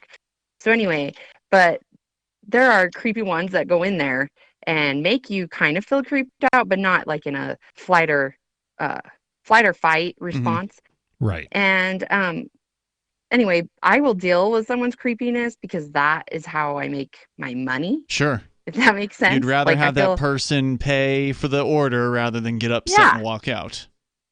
Exactly. And so, like, there are times like that there's been times in my life that have been concerned for my safety as a female, but usually it's more of just an annoyance or a lame creepiness. Like, look at James from New York, for instance. He's kind of a creep. Dave from New York. Dave from New York. You're thinking James from... Who is also creepy. Yeah, that's whoever it was. They're, creeps, But anyway, I was just wanting to bring that up because it was a really good show and I really enjoyed it, mostly is what I wanted to say. But do you think that these creepy guys that come into your workplace are they socially awkward kind of creepy to where they just don't know what they're doing and are just screwing it up? Or is it like some kind of negative intention that's like kind of creepy? Most of the time, I would say most of the time it's harmless. Mm-hmm. And so, I don't ever feel, there's been times where I have been threatened, not felt threatened, not been threatened, but felt threatened. And it's not necessarily when I'm, there at work, but you have those times in your life, but I'm sure men have those too. Sure. And so I don't know, my point is just kind of being that I feel like when Jay was talking, he said he felt like he was creeping people out all the time when he was telling this story about him having a gun on his hip or whatever, and these girls showed up and how they were creeped out. I just don't think that's normal to me, or maybe I'm just crazy. I just Hold on, doesn't what's seem not like normal? that wouldn't. It just doesn't seem. Knowing It somebody seems had a weird to gun? me. No, absolutely. That's what's. I feel like they were creeped out and they shouldn't have been. Well, Like, yeah, he was. or maybe he felt that They way. might have been from even though Massachusetts or something like that. I mean, Sure. those Right. people aren't. They're not familiar with guns. They don't have any. Right. I forget that. They're not used to being around them. I'm curious. Of all the times, how long have you worked in like retail kind of establishments? I actually haven't worked in retail a whole lot more than I have. Like, I've done all kinds of work, but it's all based around customer service. But as far as interacting with the public, how long have you been, in retail, kind of front-facing, public dealing with jobs? Oh, since I was like 17. Okay, 18. and you're what, in your late 20s now? No, I'm 30-something. Okay. So has it ever worked? Has a guy hitting on you at the workplace, maybe asking you out, has it ever worked? No. No. Okay. Not usually. I mean, not usually. Or no? No. So you're telling us No. there's a chance. Like, no, what I was saying is like some of them are. It's usually best to keep that at work because then you have to see them again, and then it's like Right. it would just be awkward. Mm-hmm. So it's usually better just to avoid it. But like, So there's I never don't been know, a guy that's come into work and you've been like, well, he's actually pretty cute. Maybe I should go on a date with him. That's why I was kind of like, yeah, he's hot, but You wouldn't do it. yeah, though. I've never, I don't know. I might, I don't know. Who knows? It hasn't Maybe. happened I'm yet, not gonna though. say I Okay. wouldn't. So do you think society is just kind of inflated creepiness or social awkwardness into threats? Right. I think they just think, I don't know. I think a girl just feeling like just because a guy is creepy and socially awkward, that doesn't necessarily mean he's a threat. You know what I mean? Right, but it's hard to tell the difference, though, sometimes, I would imagine, right? Like, because you Is don't know it- what their intentions are. Right. and I mean, but do you look at somebody who's just awkward, just really pathetically awkward, and think, I bet given the chance, that guy would rape me? Do you think that way? I think some people do. I would not because of the socially awkwardness though. I'd feel Right. more concerned with somebody like, I know this is gonna be so stereotypical and I don't want to do it, but like a frat boy type. Sure. Yeah, Like, sure. I'd be more worried about that, like, or date rape type of situation. Yeah. With Or if he that. had a More badge. so than a socially awkward person. But maybe that's just because I'm a nerd and I'm used to. Right. I don't know. But I don't know. It just strikes me that a lot of people are, I don't want to say women because it can go either way, but, Right. a guy who's socially awkward is not immediately a threat, but some people kind of, and we had a situation like that sort of in Keene where there was somebody who was socially awkward. Oh, that's happened more than once. Yeah, I'm not sure which one you're talking about. but it was a lot of people who wanted to conflate that into, an imminent threat, and I kind of did it. Took it overboard. Yeah, and I'm not sure if that is just society changing and people's attitudes are changing. I'm still curious about, getting asked out at work. How often, because it doesn't happen to me, right? Like when I was in retail, it never happened to me. How often does it happen? Is it like once a week, once every couple days, once a month? No, I not actually asked out. I think for the most part when I'm at the bar, those ones are more like they're usually drunk and they just want to get laid. Wait a minute, but just to be clear, when you're at the bar, are these your customers from the store who are seeing you at the bar and hitting on you at the bar? No. No, I'm specifically talking about customers hitting on you while you're at work. You're saying they don't normally get to the point of asking you out, they're just sort of awkwardly hitting on you? While bartending is what I'm saying. Oh, Like, you're the bartender. they'll- Okay. Okay. Right. I'm sorry. I was thinking not as a patron. I was thinking your job at the vape shop, because I know you work at the vape shop. I know. It's confusing. I'm sorry. So they're more likely to hit on you while they're drunk at the bar, less likely to do it while they're a patron at the vape shop, is what you're saying. You got that liquid courage. Yeah, but they'll still do it at the vape shop too. Right. But it's more at the bar. But now, is it that's 'cause normally alcohol makes them? But is it like hitting on you, like being super interested and looking at you or whatever, or is it actually asking you on a date? Does it actually escalate to that point? Not very often. I think that's where a lot of them go wrong, is that they don't know how to actually ask someone out. You're very, very correct on They're that. just beating around the bush constantly. Right. Mhm. But I did like Mark's comment last night about you're dealing with that women have every right to feel threatened. He's 100% correct on that. Well, anybody can feel threatened if that's what the situation calls for. Yeah. Hey, thanks for the call. Right. Great Thanks call. for the call. That's all the time we got for now, but don't worry, we'll be here tomorrow night. Not all of us, but somebody will be here. Ian will be here. Give him a call, 855-450. See, it's You can hit on me, too. Balance of Nature.